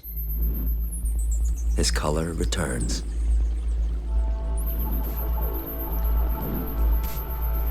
She seems to have the killer instincts of her relatives, but at the last moment, she chooses life.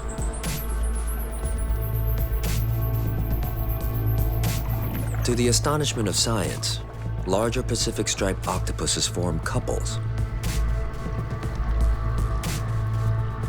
They may even share a den and mate repeatedly for days.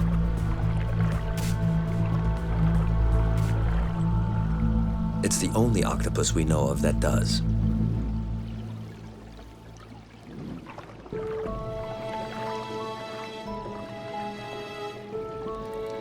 Most octopuses die after laying their eggs.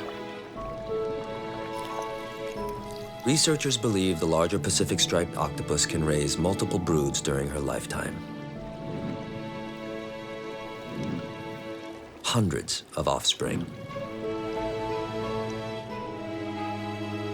For almost 40 days they grow, protected by their mother.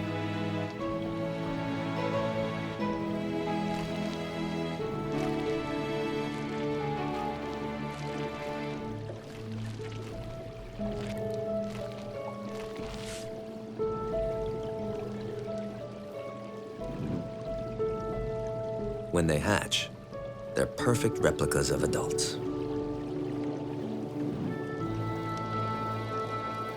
Soon they'll be caught by the tides and swept far into the Pacific to travel wherever the currents take them.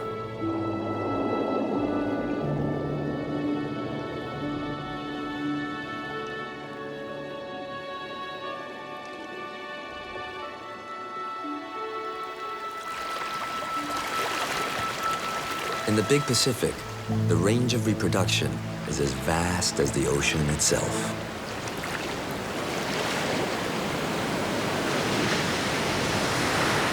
One species even swaps gender roles. Growing to 35 centimeters long, the big-bellied seahorse is the largest of all seahorses, and unique in its approach to reproduction.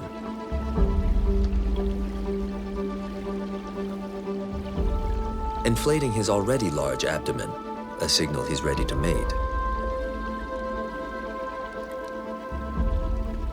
He sidles up to a female, always larger than this species' males. She accepts his offer by swimming in tandem.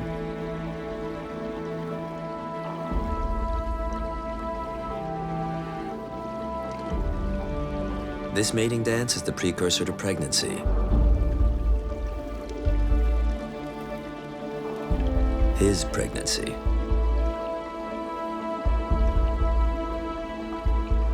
It's the only species where males give birth. One of the wonders of the natural world. In a twinkling, she transfers the eggs from her brood pouch to his and is gone.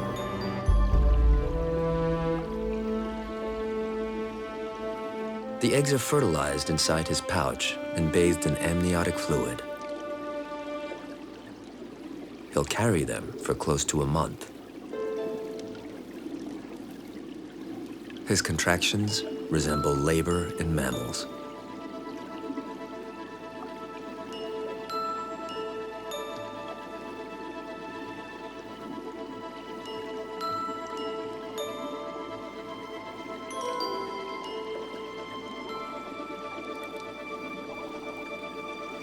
First offspring.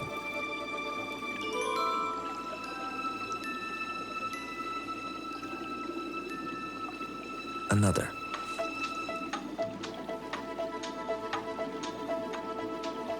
Each fully formed.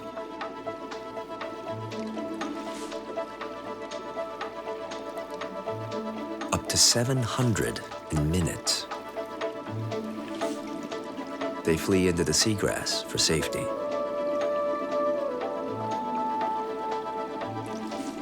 The tiny newborns are so vulnerable to predators, as few as 3 of the entire brood may make it to adulthood. Which may explain the advantage to males giving birth. Scientists think it accelerates reproduction. While the male develops one generation, the female is already producing eggs for another. They reproduce so fast, some males can give birth in the morning and be pregnant again by evening. Heightened cooperation and speed are keys to this species' survival.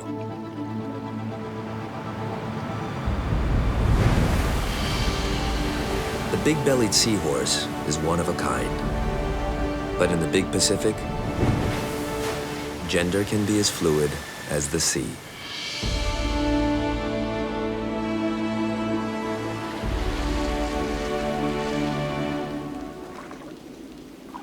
The clownfish.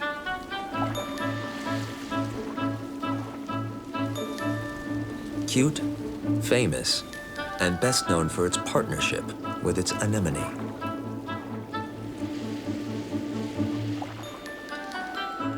Anemones are relatives of the coral and jellyfish. Living booby traps, waiting to snare passing fish with their venomous tentacles.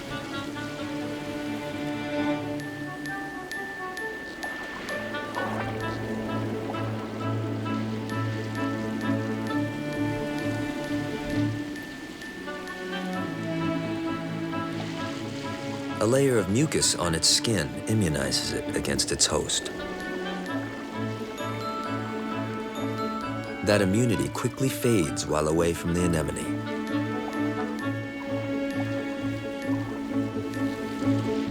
It re-immunizes itself by exposing its tail and then its fins to the venom.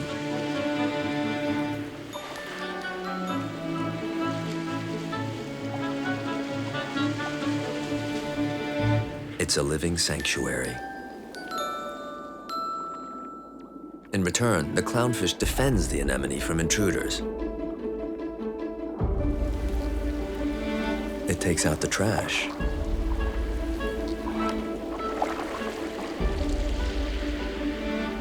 It even delivers scraps of food.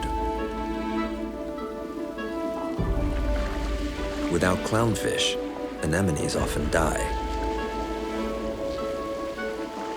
It's a win-win, live and let live relationship. But the clowns are not a happy family. And that's the key to their success.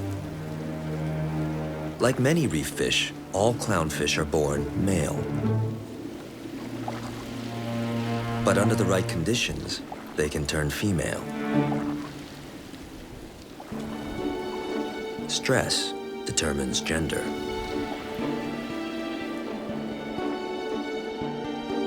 As long as they're under pressure, they stay male. And in a clownfish colony, pressure is constant. All the males are ruled by a single large female, the queen of the anemone. Without female rivals, she enjoys a horde of males to tend her anemone empire.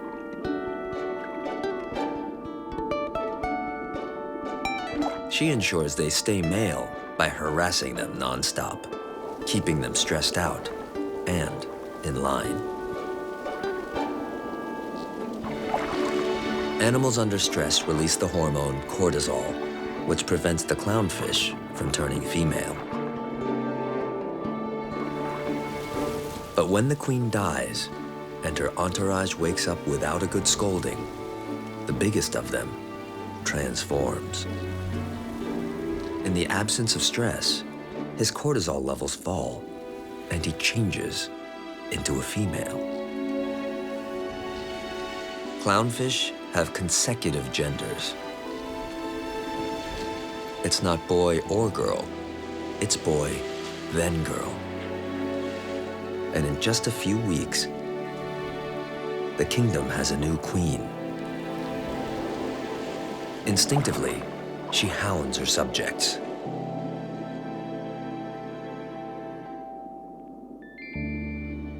She breeds with the alpha male.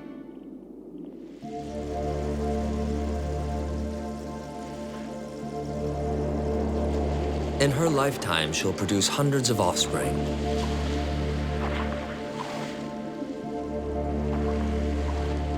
None of these little princes will inherit her throne. The eggs will hatch and the fry will drift away on the current.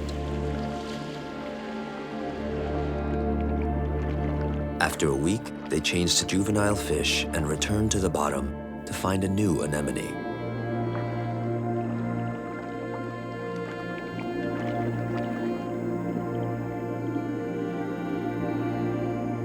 Thanks to a fish called Nemo, clownfish have become international stars. The Hollywood blockbuster carried a conservation message. But clownfish are now so popular, 1 million a year are taken from coral reefs for the aquarium trade.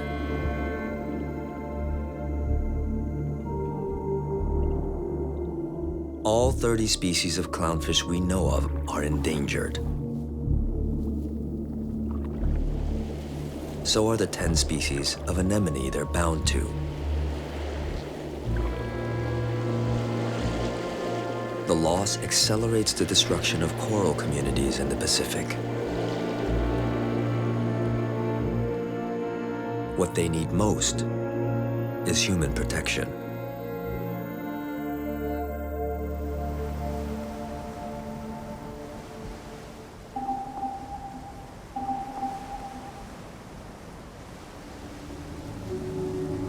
Little Barrier Island, a Pacific paradise.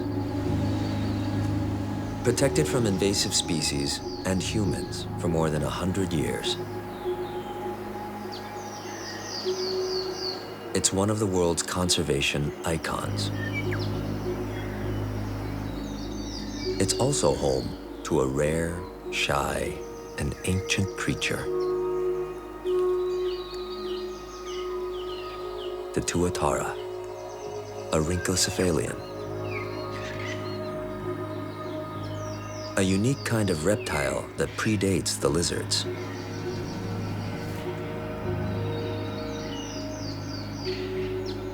They're the last of their kind. Survivors from the days of the dinosaurs.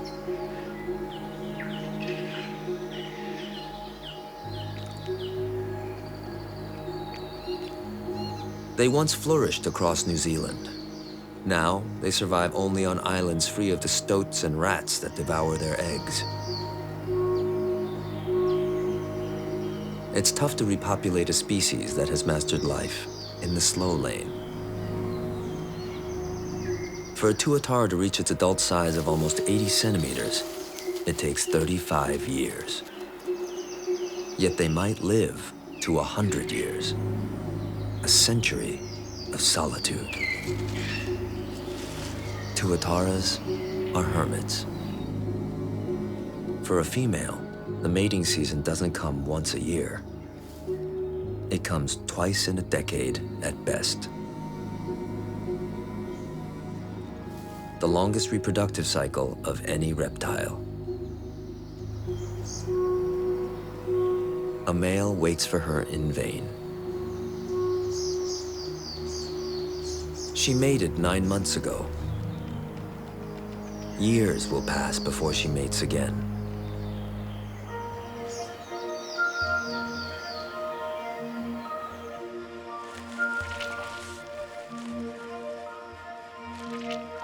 She deposits her eggs in a shallow nest. For several nights, she may watch over them. Like good tuataras, the eggs lie there for a full year, unguarded, but hidden. Nothing's ever rushed.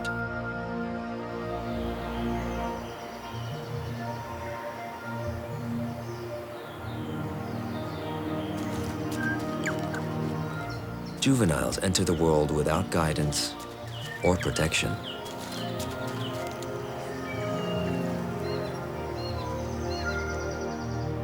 Mom has long since returned to her life of solitude.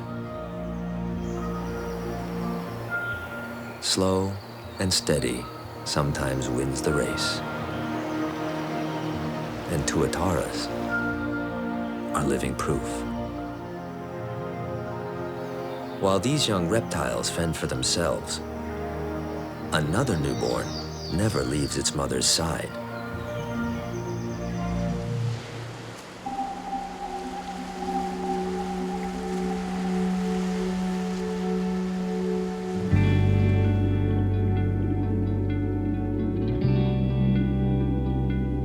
Dugongs might be the helicopter moms of the Pacific.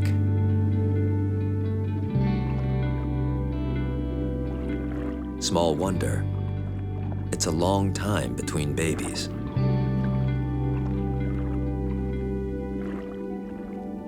They'll wait up to 7 years, and then only one calf is born.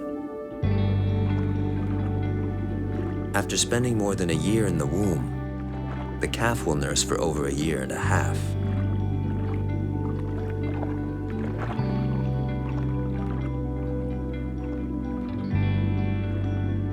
Its lifespan is shorter than the tuataras, but longer than most other creatures. 50 years or more. The oldest known dugong lived to 73.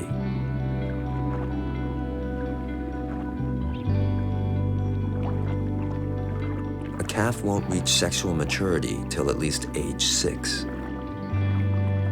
Till then, it clings to mom like a helpless toddler.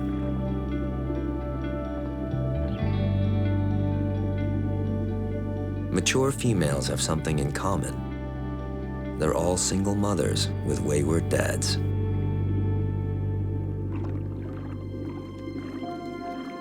Both genders grow tusks, but only in mature animals do tusks break the skin. His aren't showing yet. Of all sea mammals, only dugongs are strict vegetarians. They don't see well, so they use their sense of smell to find plants.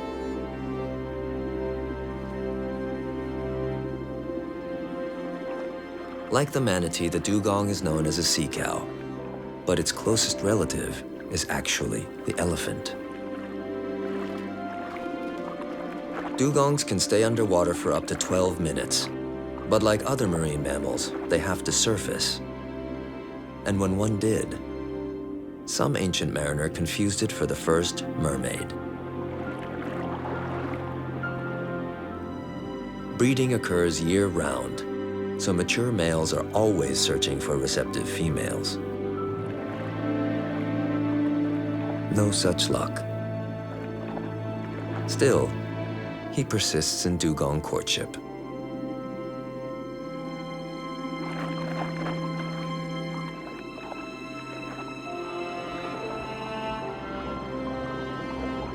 Like the male tuatara, he's wasting his time. For dugongs, rearing young is like making wine. You just can't rush it.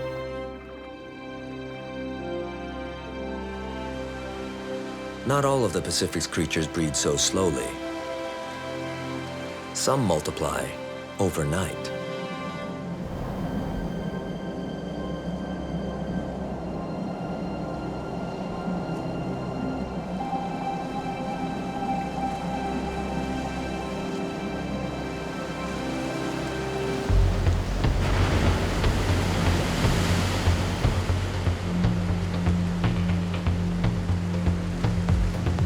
Halfway between Hawaii and New Zealand, off the islands of Samoa, a spectacle unfolds tonight.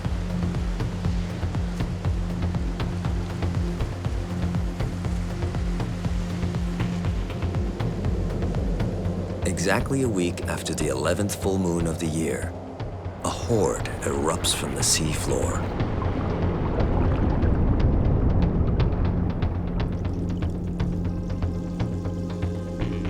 The spawning of the Palolo worms. After spending the year buried in burrows, the 30-centimeter worms transform.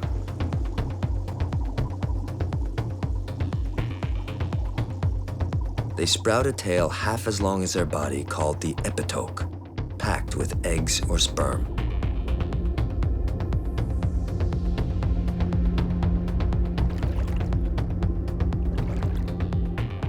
The worms remain in their coral homes, but their tails snap off and swim towards the surface.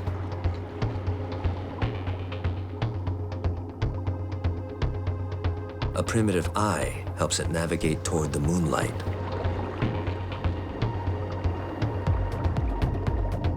To maximize reproduction, every worm is synchronized to spawn on the same night at the same time.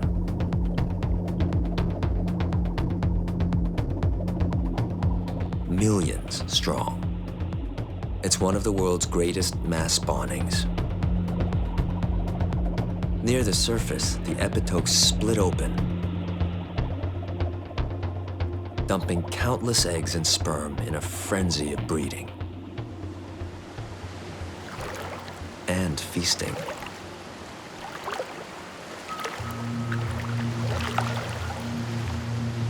In Samoa, the epitokes are a delicacy.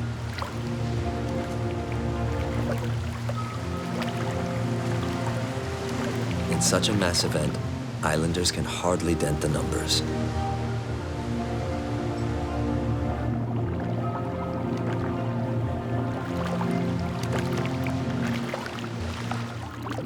A few hours later, the extravaganza ends. Fertilized eggs drift away in the millions to settle on the sea floor and endlessly repeat the cycle.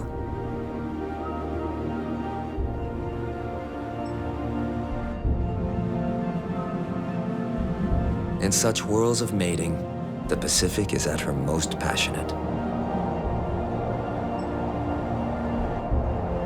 But nowhere is it so frenzied as on the hot sands of Mexico.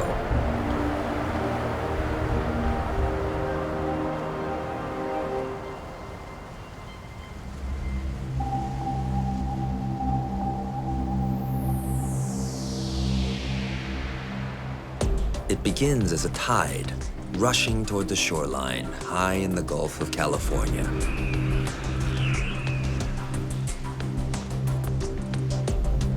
Squadrons of pelicans search for the invaders.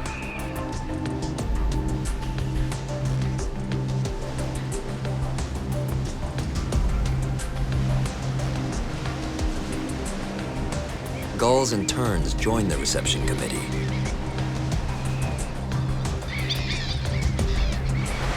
And here they come. Thousands of silvery bodies glinting under the Mexican sun. The Grunion Run. One of nature's grandest spectacles. An explosion of life and death. No other fish spawns so boldly. The Grunion Run happens every few weeks across spring and summer.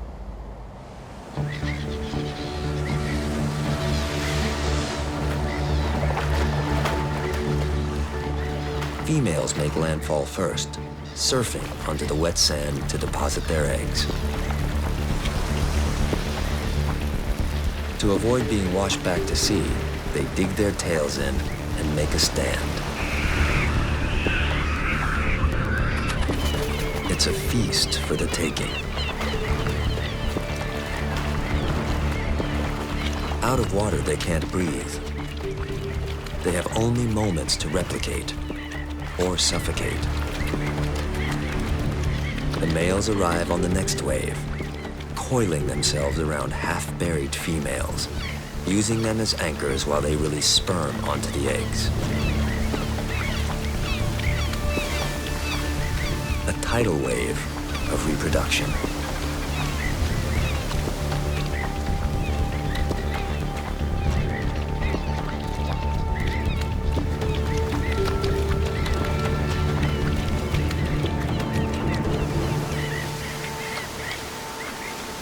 Then, as quickly as it appears, the phenomenon vanishes.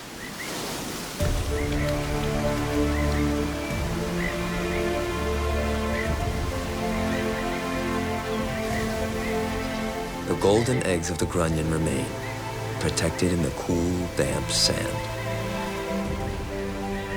Weeks from now, countless eggs will hatch, and the next wave will wash the fry into the sea.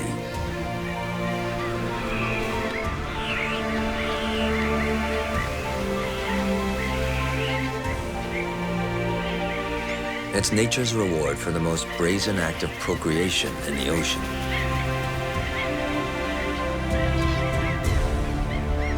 Fortune may favor the bold, but in the big Pacific, passion is the key to survival.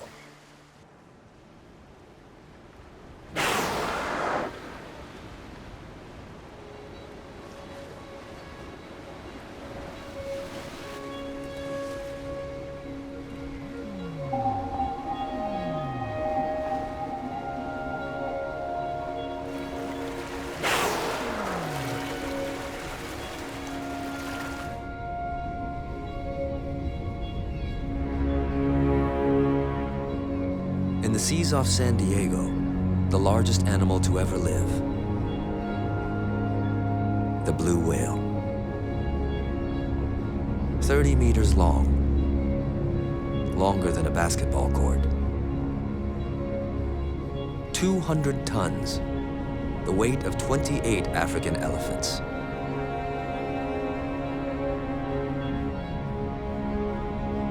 But it feeds on the tiniest of prey.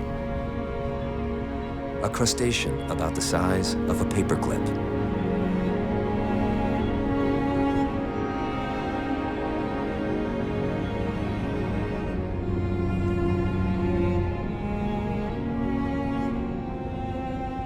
Each krill weighs less than a gram.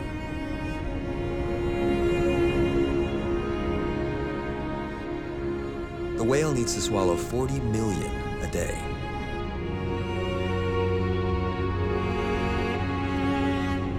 Thankfully, krill swarm by the billions.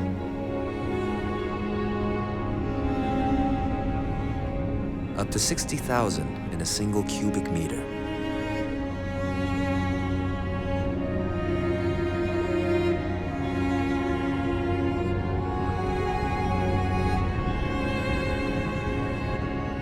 It targets the densest part of the swarm.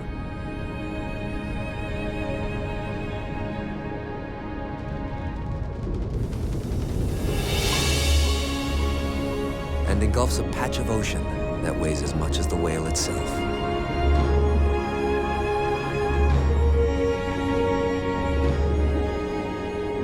A mouth so large, 100 people could fit inside.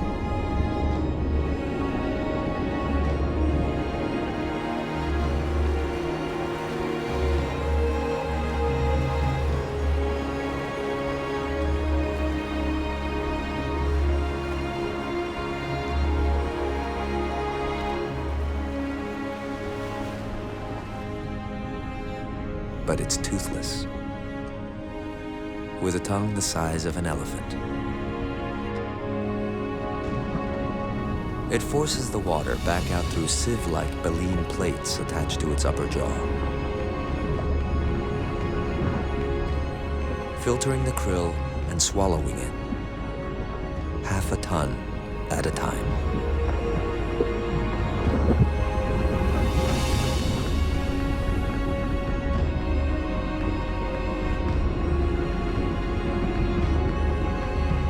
But satisfying an appetite as big as this is not easy, even in the largest ocean on Earth.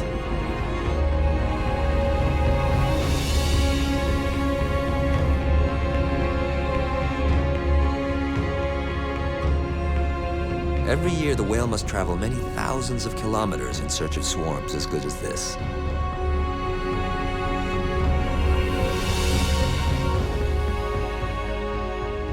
To survive in the big Pacific, you need to make the most of every mouthful.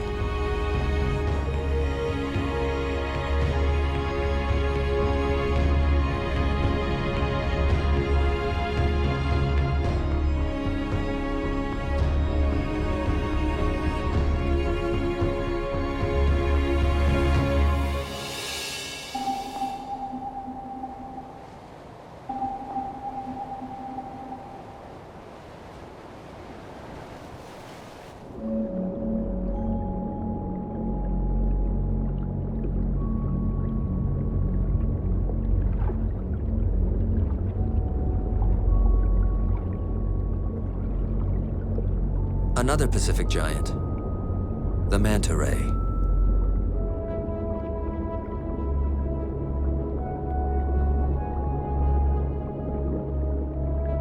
"5 meters across, 1.5 tons.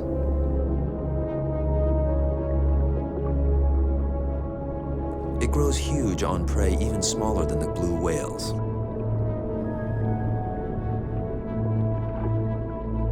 Plankton so tiny, it's just a haze in the water.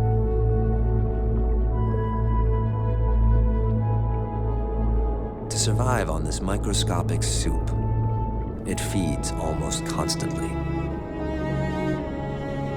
Unlike the whale, it's not limited by what fits in a single mouthful.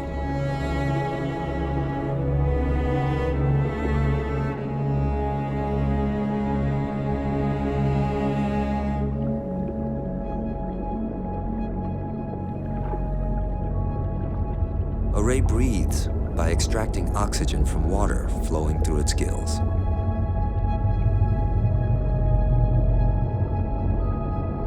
To keep breathing, it keeps moving, exploiting the continuous flow of water to feed.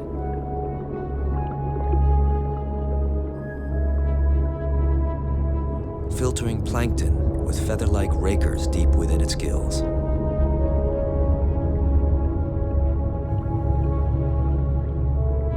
Sometimes it gets lucky a rich aggregation of food. What looks like a graceful pirouette is really a feeding frenzy amid a dense cloud of plankton. It'll work this sweet spot until it's all scooped up.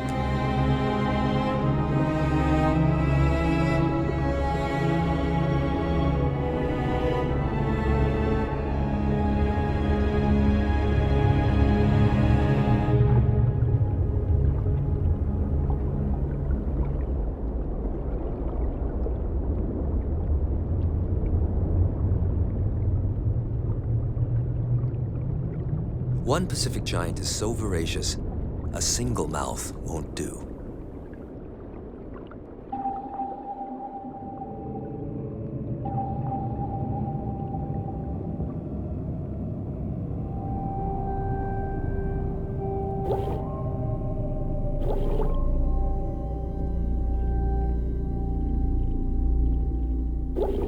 It doesn't look like much. A disc the size of a grain of rice, drifting through the Yellow Sea.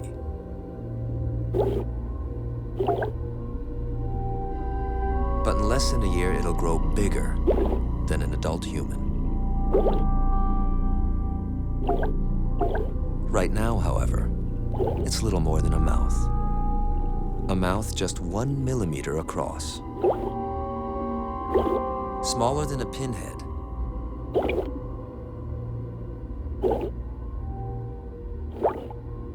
But its appetite is already monstrous.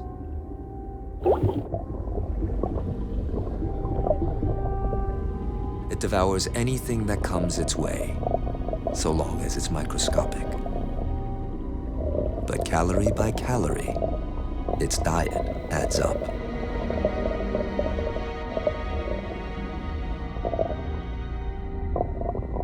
For 6 months, the rampage of gluttony continues, until the transformation is complete.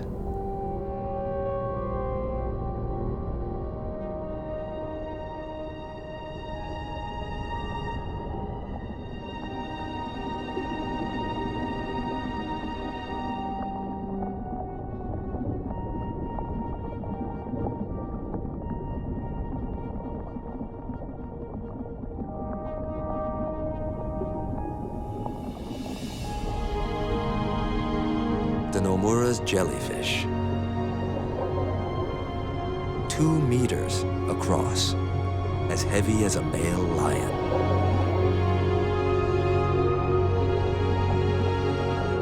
Not just one of the largest jellyfish in the Pacific, but on the entire planet.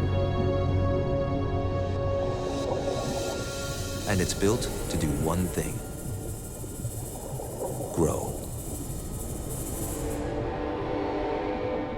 No bones to nourish, no complex organs to maintain, and very little energy wasted on swimming.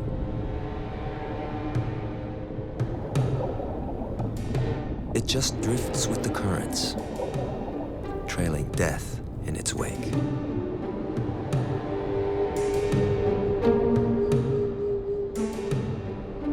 Hundreds of tentacles bristle with thousands of nematocysts, tiny barbs that inject a paralyzing brew into its prey.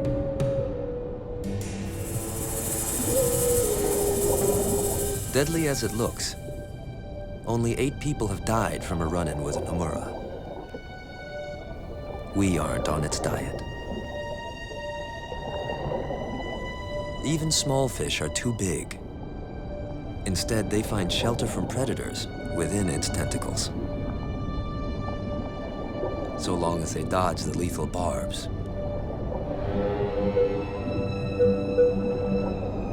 No, the Nomura feeds on microscopic plankton. Because one thing about the giant that doesn't get bigger is its mouth. To get this big, it makes more mouths, each as tiny as the one it first started with. By the time it's fully grown, its arms brim with hundreds of them.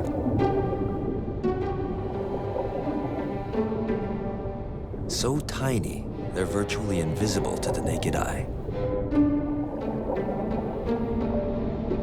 But together they swallow an Olympic-sized pool of plankton-rich water every day.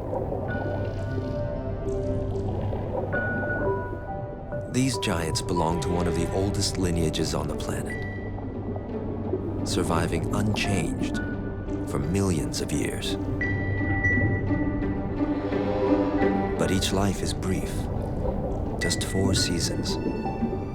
It's born, it grows, it breeds, it dies.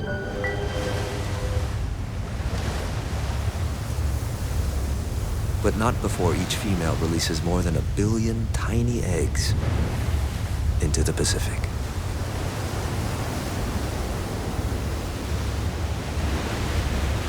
To renew the voracious cycle of chowing down and bulking up.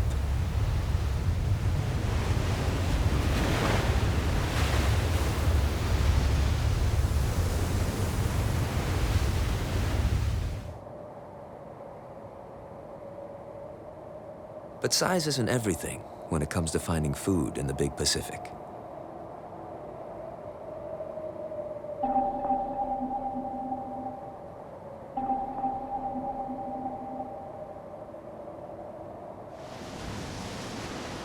On this remote atoll in the Marshall Islands, a cunning predator defies logic, emerging from the deep to hunt on dry land.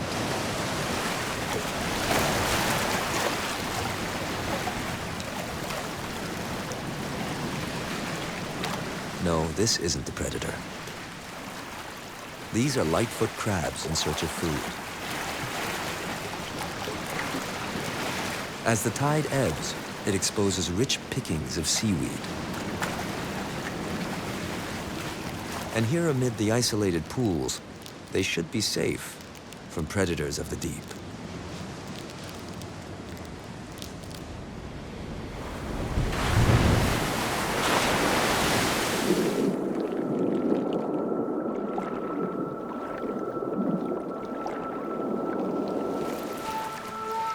A peppered moray eel, the most amphibious of all morays.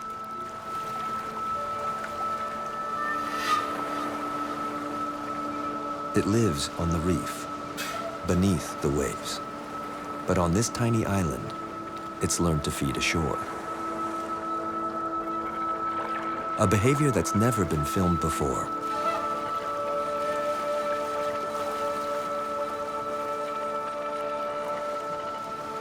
Eels can breathe air for short periods, so long as they keep their gills moist,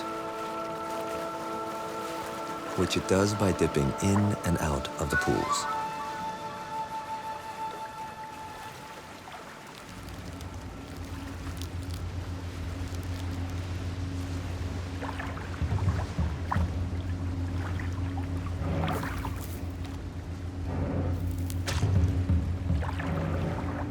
It uses both sight and scent to hunt.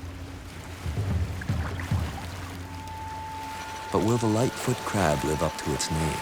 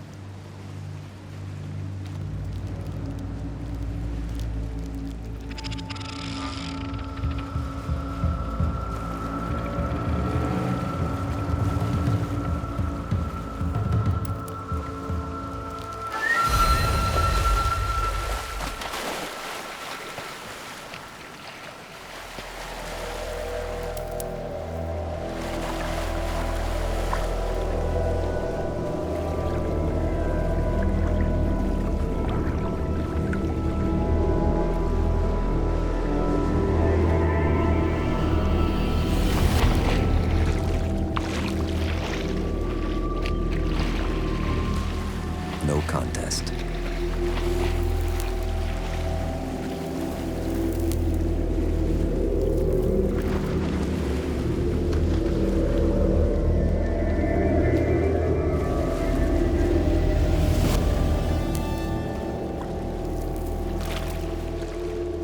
But how did this phenomenal behavior come about?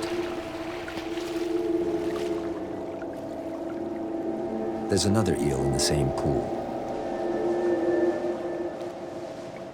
Could these animals have learned from each other? Nobody knows for sure, but they don't seem to be too keen on cooperation.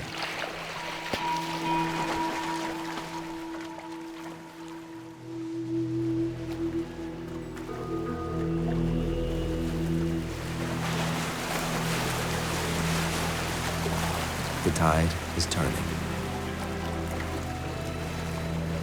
Time for the eels to slink back where they came from. Their hunger satisfied until the next low tide.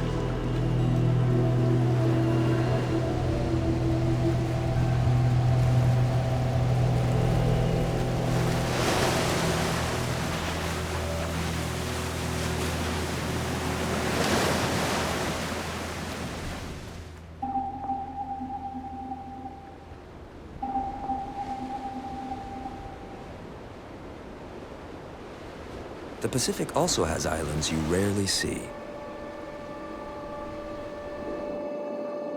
Underwater archipelagos of coral. 3/4 of all the coral in the world, sustaining 1/4 of marine animals.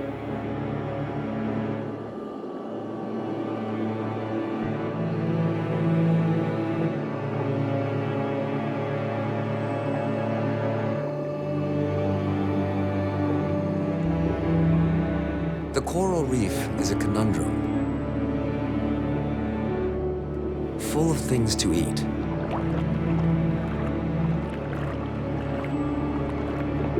and full of places to hide.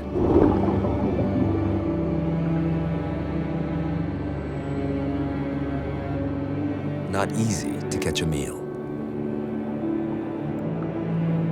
But what if you don't play by the rules?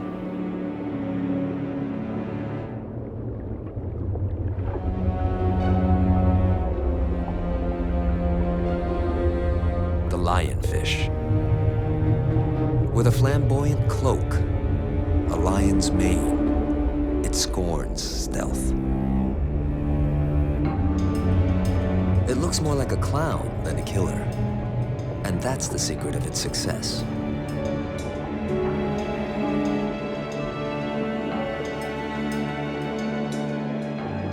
It lacks the streamlined body of other ocean predators.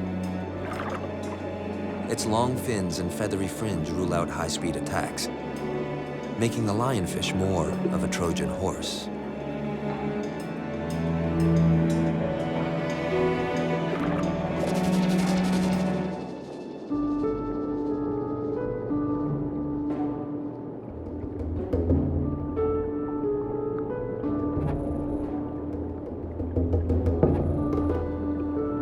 The shrimp sees the lionfish in all its garish glory, not the predator within.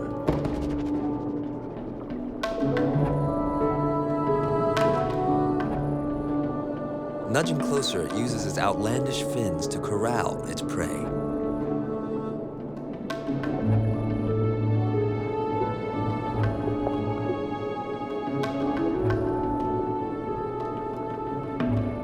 The victim seems mesmerized.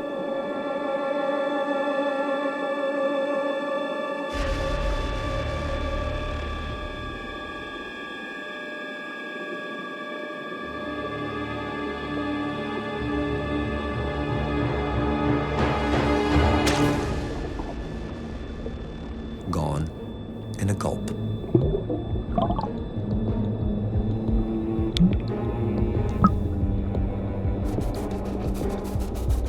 The latest theory is that prey just don't perceive the lionfish as a threat because it doesn't behave like a typical predator.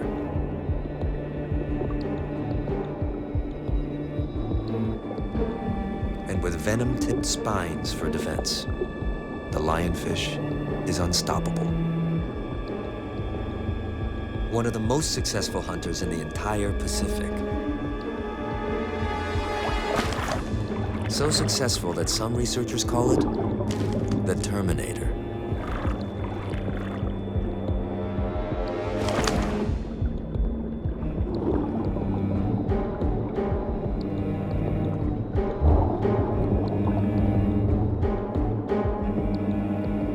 But the lionfish isn't the only one with a trick up its sleeve.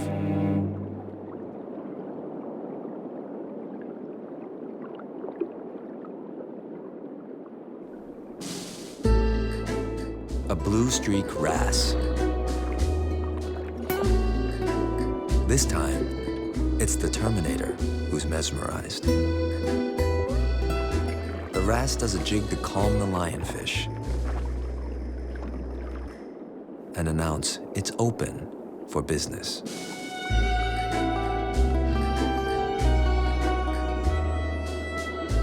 Cleaner wrasse get nearly all of their food from other fish, ridding them of parasites, dead tissue, and debris. On their bodies, fins, and yes, mouths.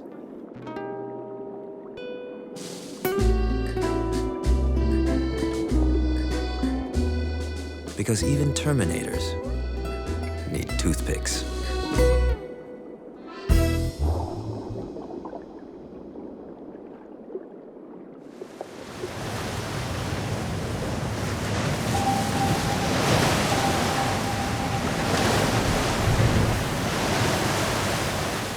On the wild coasts of California, it's patience that rewards one of the Pacific's most unassuming carnivores.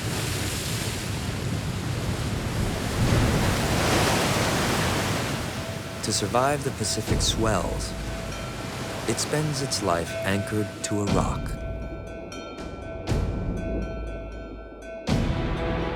Not a plant, but a giant green anemone. Despite its boastful name, this relative of coral grows only about 25 centimeters across. And its prey tends to match its size, small fish and shellfish. Just like its jellyfish cousins, it paralyzes and immobilizes. But once in a while, the anemone has eyes bigger than its stomach. It's just a question of how to get one.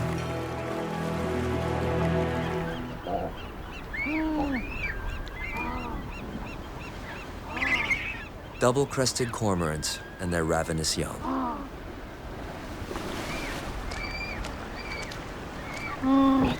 Too young to feed themselves.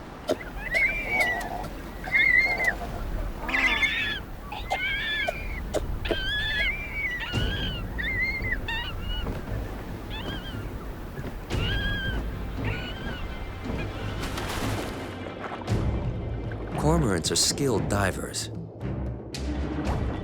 yet swimming is still hazardous. But not because of anemones.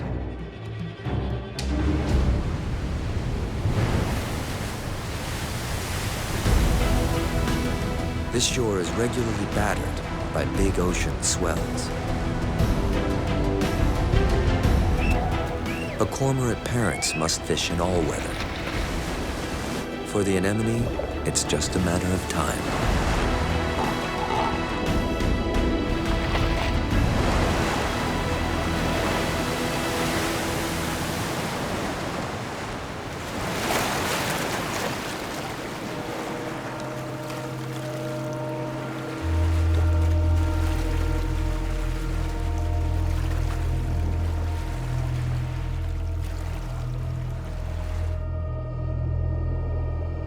Grasps the dead cormorant as it passes.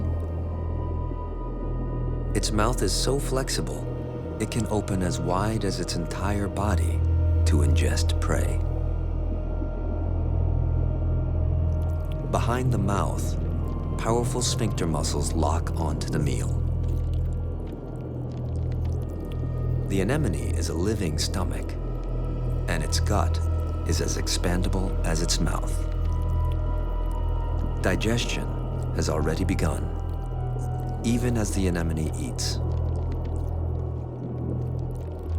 It will eat the flesh and later expel the bones. The ocean swell pulls the meal into a second anemone's grip. A slow-mo tug of war.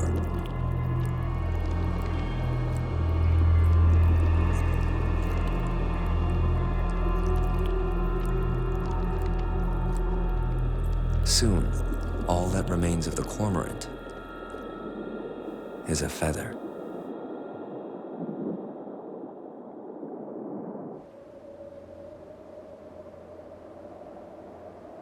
The shores of the Pacific are some of its most fertile waters.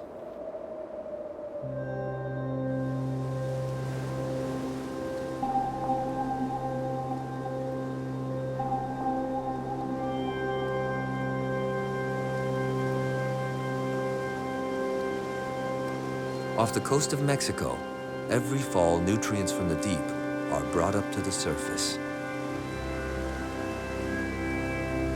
And there's an explosion of life.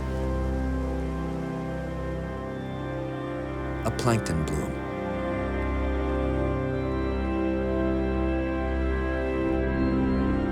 Creating a nursery for the shyest of Pacific giants.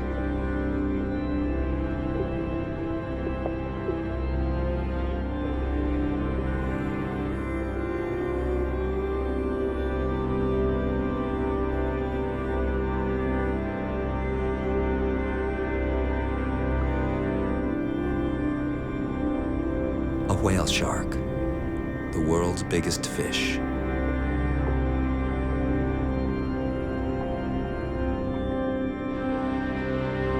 They can grow 15 meters long, with a mouth 1.5 meters wide.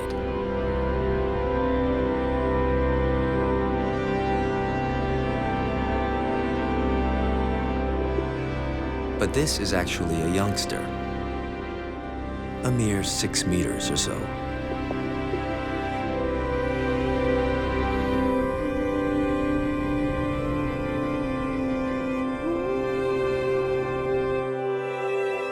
Every year, young whale sharks return to a handful of shallow bays in the Sea of Cortez,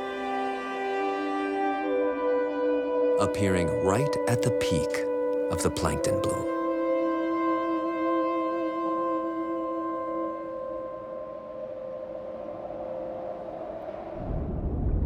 It's a mystery how they know where to come or when, but scientists now think they know why. They may be the world's largest fish, but when they're young, they're vulnerable. Many are killed each year by predatory mako sharks and killer whales.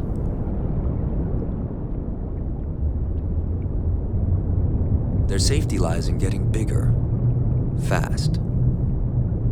So they gather in these secluded bays to grow.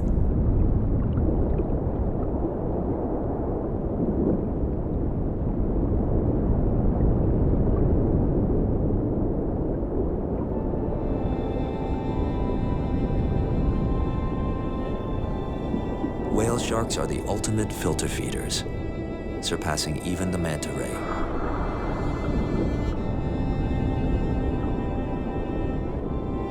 While casually swimming, they can filter 1/4 of an Olympic swimming pool every hour.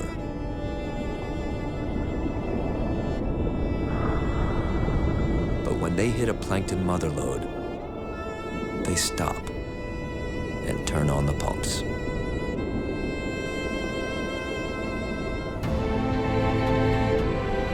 A shark the size of a school bus, hovering in the ocean, sucking up plankton. No other fish can pump water through its filters like this, a trait as unique as it is voracious.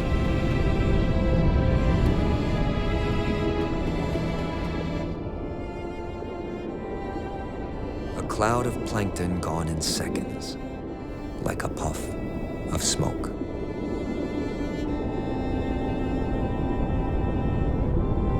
With With such a rich food source and such a powerful way to extract it, they bulk up like bodybuilders, growing more than 60 centimeters for every time they visit here. When they reach a respectable 8 meters long, they'll no longer need this nursery for ocean giants.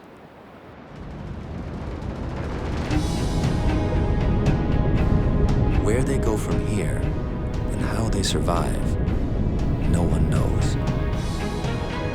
But satellite tags are beginning to show us how far and wide they roam. From the Sea of Cortez, they travel the open ocean, looking for the richest pockets of plankton. One whale shark crossed to the other side of the Pacific, ending up just south of Bikini Atoll, nearly 9,000 kilometers away.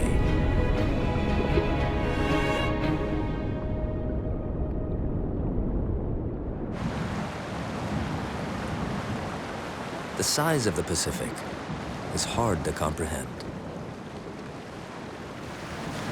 A liquid universe, and within it, unique worlds.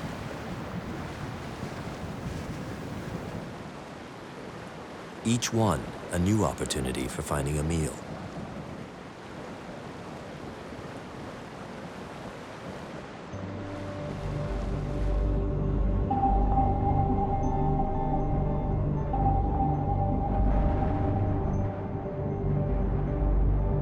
There's no place on Earth like them. The Galapagos Islands. More than 100 volcanic islands and outcroppings, only 4 inhabited. An evolutionary cauldron.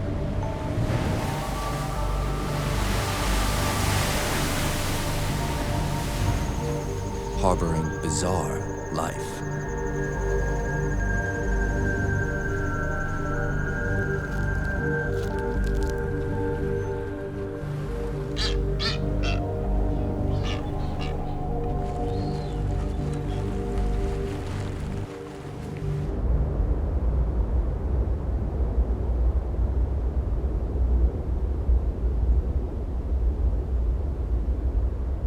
But the best-known creature in the Galapagos is the one the islands are named after.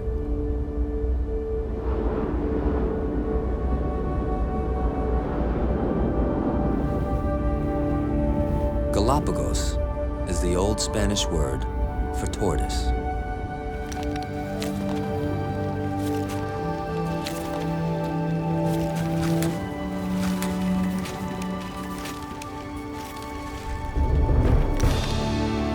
Witness the largest tortoise on Earth. The weight of 3 grown people.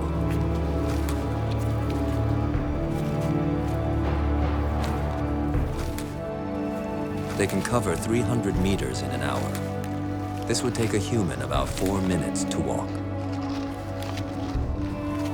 They may be slow, but like their cousin of fable, they're winners in a race for food.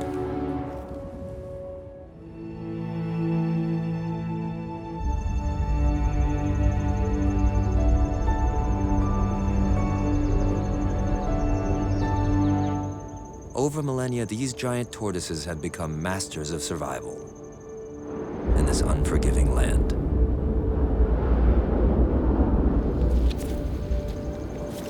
Migrating with the seasons in search of the best food.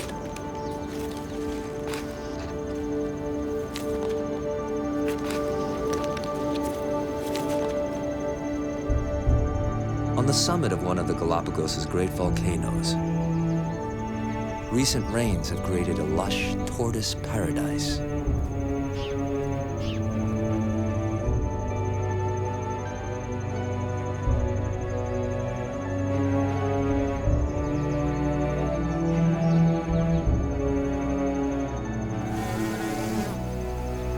A chance to fatten up on the rich flush of new grass.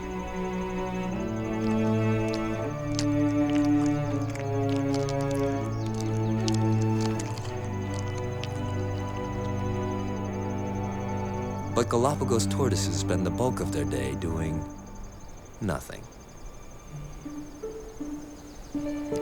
Up to 16 hours a day for more than 100 years. And lean times, they can live off their fat for a whole year without food or water.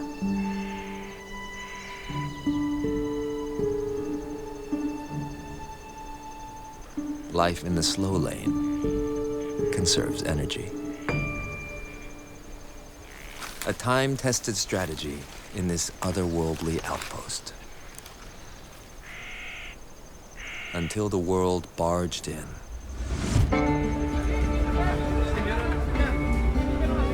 Today, the Galapagos are an ultimate destination for wildlife tourism.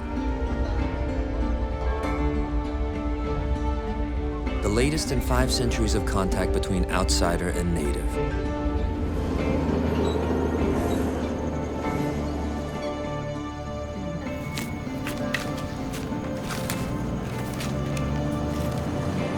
But with the people came other mammals. Goats.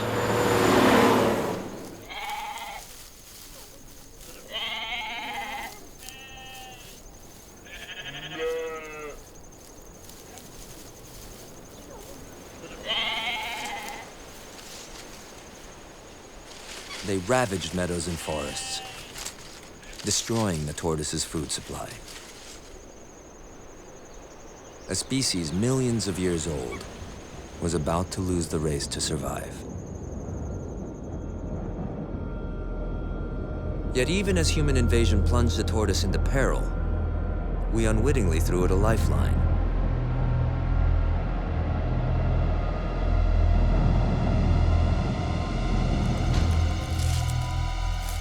A forbidden fruit.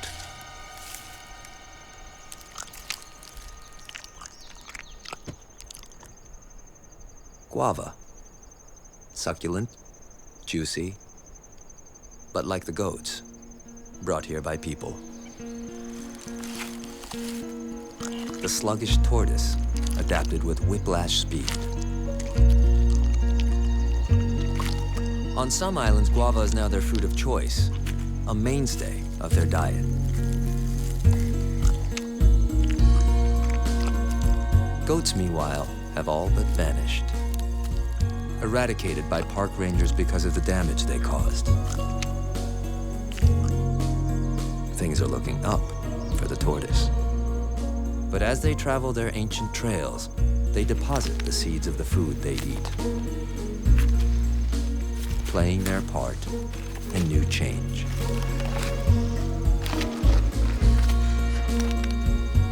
Today, more than half the plants here are as foreign as the goats. It may be that slow and steady is paying off for the tortoise. But the Galapagos is a finely tuned laboratory of evolution. No one knows who the future winners and losers will be in this race of appetites.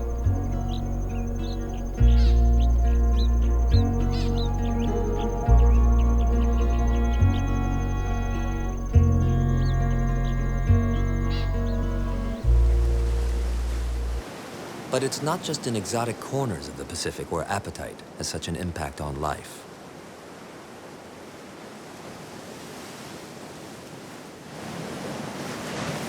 More familiar shores conceal equally rich and complex worlds.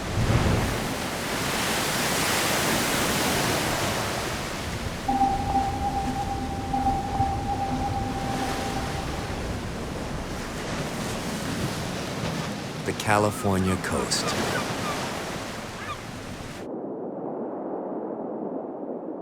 Beneath the waves, forests of giant kelp.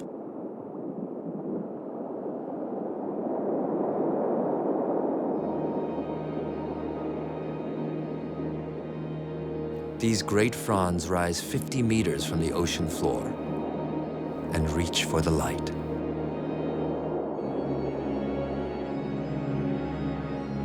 An underwater habitat that stretches almost uninterrupted from California to the tip of Alaska. Kelp is so vigorous it can grow 60 centimeters in one day.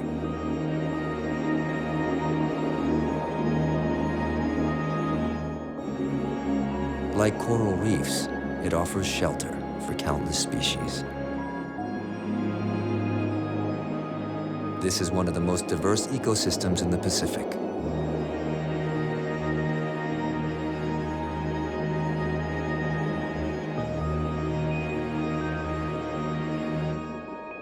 For one creature, seaweed is also food.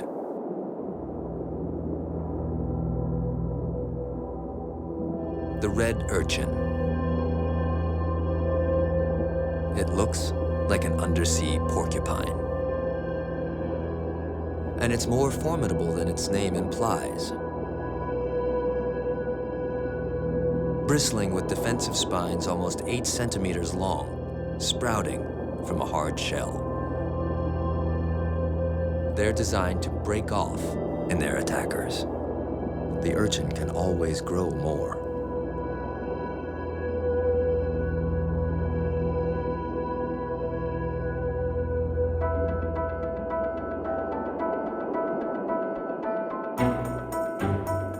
They have more than 1,000 all-terrain feet, with suckers on the ends. So they can pretty much go anywhere. Though they lack eyes, they can actually see through light-sensitive cells on their feet. But they follow their noses to feed.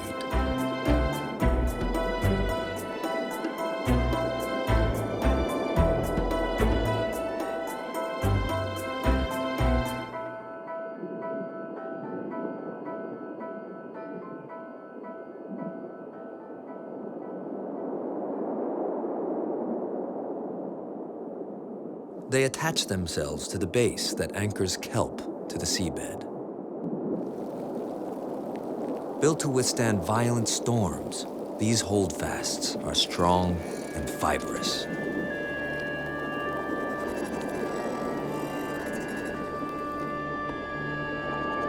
But some urchins' teeth can cut through stone. And behind them, the urchin is all stomach. And it has a voracious appetite for kelp flesh.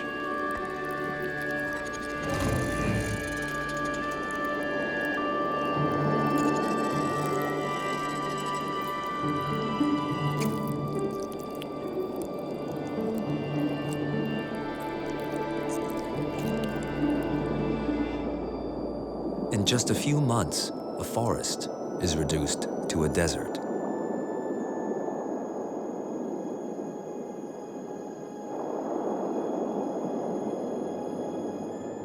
But the kelp forest isn't defenseless. It has a guardian.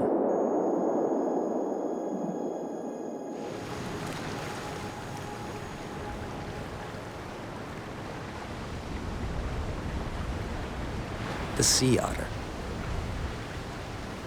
It may be the cutest creature in the ocean, but it has a voracious appetite for urchins. The otter plays such a vital role in this ecosystem, it's a keystone species of the Big Pacific.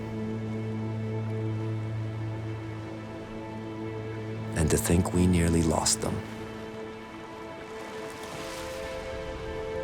More than a century ago, sea otters were hunted to the brink of extinction for their pelts. Barely 2,000 remained when they were protected in 1911. As otters vanished, urchins multiplied, and nature's balance was thrown wildly out of whack.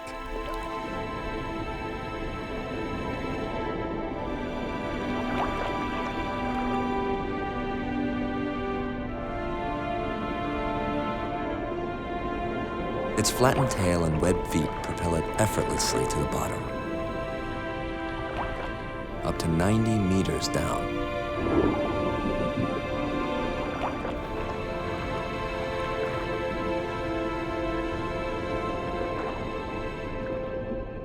The spiny defenses of the sea urchin are no match for the otter's claws.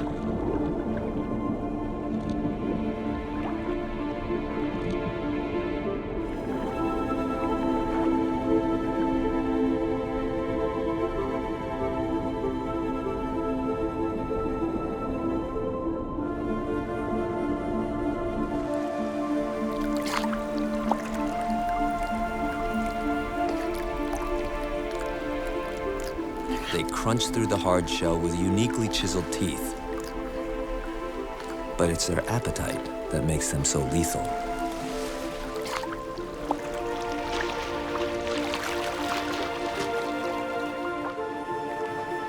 One otter can devour 1,500 urchins in a single day, about 1/3 its own body weight.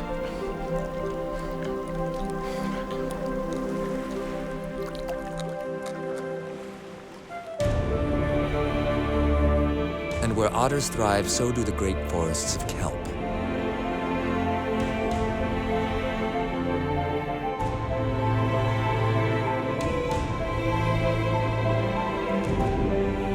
The kelp in turn do another vital job.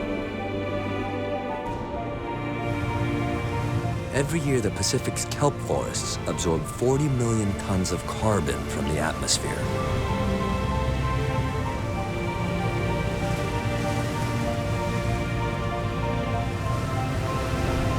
In the Big Pacific, the key to every appetite is balance.